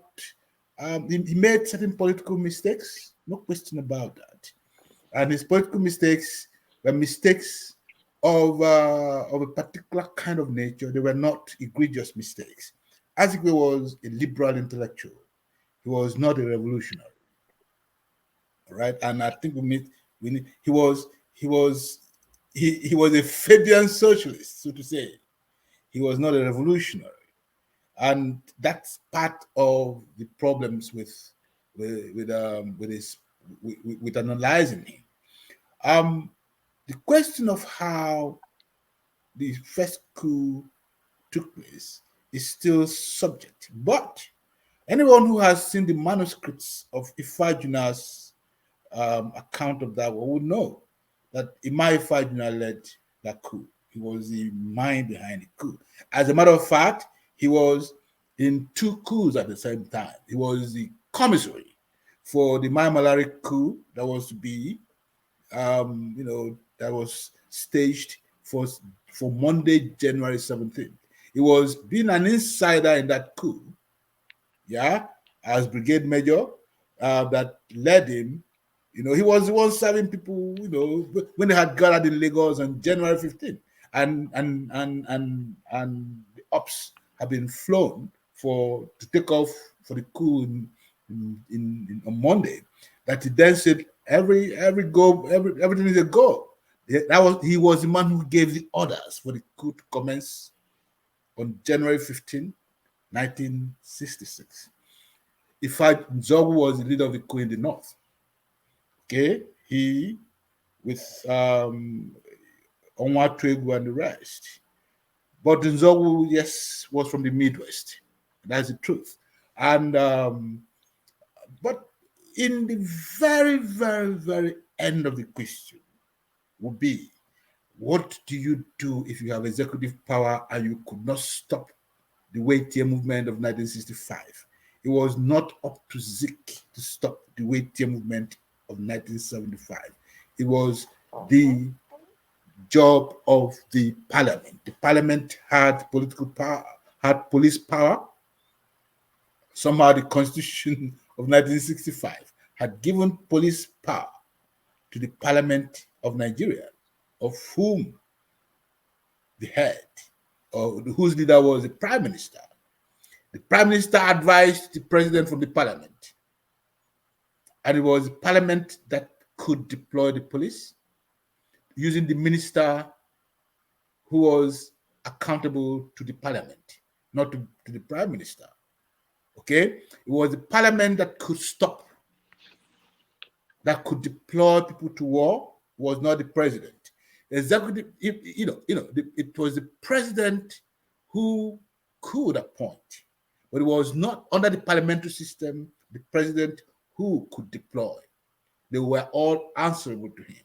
The President had complete control of the executive powers of the state using the civil service, but he did not have the power. The war powers resided in the Parliament of the nation. I hope you see the distinction. So as I said, there were three institutions of state: the President, the Parliament, and the Supreme Court. The Prime Minister was head of the government, head of the business of government in the Parliament, and could mobilize the Parliamentary Committee and the Council of and the Executive Council. Okay, but because of the Constitution, the Prime Minister could not even deploy during war. That was why the GOC, the British GOC, said, I don't take orders from you, Mr. President. I take orders from the Minister of Defense. Although that was a wrong conclusion, because you see, the Minister of Defense himself took orders from the President. Okay, so it was a chicken and egg situation, and it was a constitutional situation. And when Zik sought to clarify his powers under the war powers, the Chief Justice of the Federation said, well, logically speaking, the GOC is correct because he took his orders from the minister. Unless you ask the minister, the GOC cannot reverse his order. But the minister was nowhere to be found because he was sick and he was in Europe being attended to. So it was a chicken and egg situation. That's why we must be very careful with how we analyze these issues of power and constitutional authority. Okay. Can I say something, please? Yes. Could Zik have fired the defense minister? No, Zik could not. The parliament. Why? Zik can close down the parliament. Sindai. Okay. The prime minister propositioned to Zik who will be minister, and Zik appointed the minister based on the advice of the prime minister. But once the minister took position, he was accountable to parliament. And the parliament, therefore, was the person that the prime minister was the head of government in parliament. However, here was Zik's authority. Zik could close down parliament, and lock the keys and say, until I wake up, Parliament does not exist. And that was the powers that the young officers wanted him to use. And he said, I cannot exceed my constitutional authority. And they were angry with him. All right. Thank you, Obi. Kulata, quickly, you have something to say? Just a quick question, because I know you guys are way over time. Yeah. Yeah. Quick question. Quick question. So, I mean, right now there's a lot of clamor for Yoruba Nation, Biafra, and so on and so forth, being like the panacea of our problems. But prior to colonial history, we had our natural fault lines. You did mention the 100 years Yoruba Civil War. That was real. We enslaved each other. That's why they sold millions of us. So do you think those natural fault lines will not reappear? Because as bad as Nigeria is, it has a sense of kind of like galvanizing ethnic nationalities to unite, to have some solidarity. Prior to Nigeria, there was no that. It was one city state versus another city state, depending on the size, or one hamlet versus another hamlet, whatever it is. We're very divided. So it's returning to ethnic nationality as a lot of Nigerians have envisaged it. Is it going to help situations? The people that are not capable as a country of 200 million, will they be capable as a balkanized state? Well, okay. I think I made that point earlier. Once you dismantle Nigeria, you have all kinds of schismatic movements. No question about it. That's why I talked about the 100 Years' War. Nigeria is the big elephant against whom everybody can kick. Once that elephant is no longer there, we begin to kick ourselves. Okay? That will be schism. Okay? No question about it. And that's why I asked that question. It's easy to succeed, to hoist that flag. But what we have not thought about is how to hold on the flag. You will create the same condition as happened in medieval Africa, in which the big empires collapsed, and there'll be war all over the place. And that's why I made that reference, that the only force that settled the Yoruba wars was Nigeria, southern Nigeria, as created by the British. That's when the war ended. That's why they sent Johnson to Lagos to go and meet Carter, so that they will bring all kinds of solutions to the Yoruba wars. Once Nigeria collapses, you have all kinds of schisms and schematic movements. This will be first stage. Mbise will be fighting in Mbano. Mbano will be fighting in Bitoli. Oguta will be fighting. Akure will be fighting Egba. There will be no end to it. That's why some of us have said Nigeria is a fortunate accident. The British created it to exploit it. But once we inherited it, we are the owners of it. We took from Nigeria. Our nationalists fought to remove Britain, the hands of Britain from Nigeria, so that we will own that thing which they have created. We own it. We do with it what we want. It is no longer a British property. It is the property of those who are the inheritors of modern Nigeria. We either let the rentier class continue to own it, or the people themselves as citizens, humanize and civilize it. That's our option. But to dismantle it, we need to be aware of the implications of its dismantling. Does that make sense? Yeah. Got it. Yeah. Right. All right. Thank you so much, Professor Obi Nwakanma. I know a lot of people are trying to raise their hands. I'm not seeing them. We have to go. Thank you so much for joining us. We'll continue the conversation another time. Okay. You broke the record, 4 hours and 18 minutes. All right. I just want to ask. So our earlier conversation. You owe me your first daughter now. Yeah. I know our conversation. We'll talk about that. And then Of course, I want to announce that in 2 weeks we have Dele Rotimi joining us, and next week we are going to bring another interesting guest. So stand by, keep watching, and Obi, thank you so much, Obi, for joining. Thank you very much. My pleasure. I appreciate that, and all our audience, those that are gone, and Maxwell, thank you, James, Kalata, CM, Jude, and Omori. I will see you guys again next week.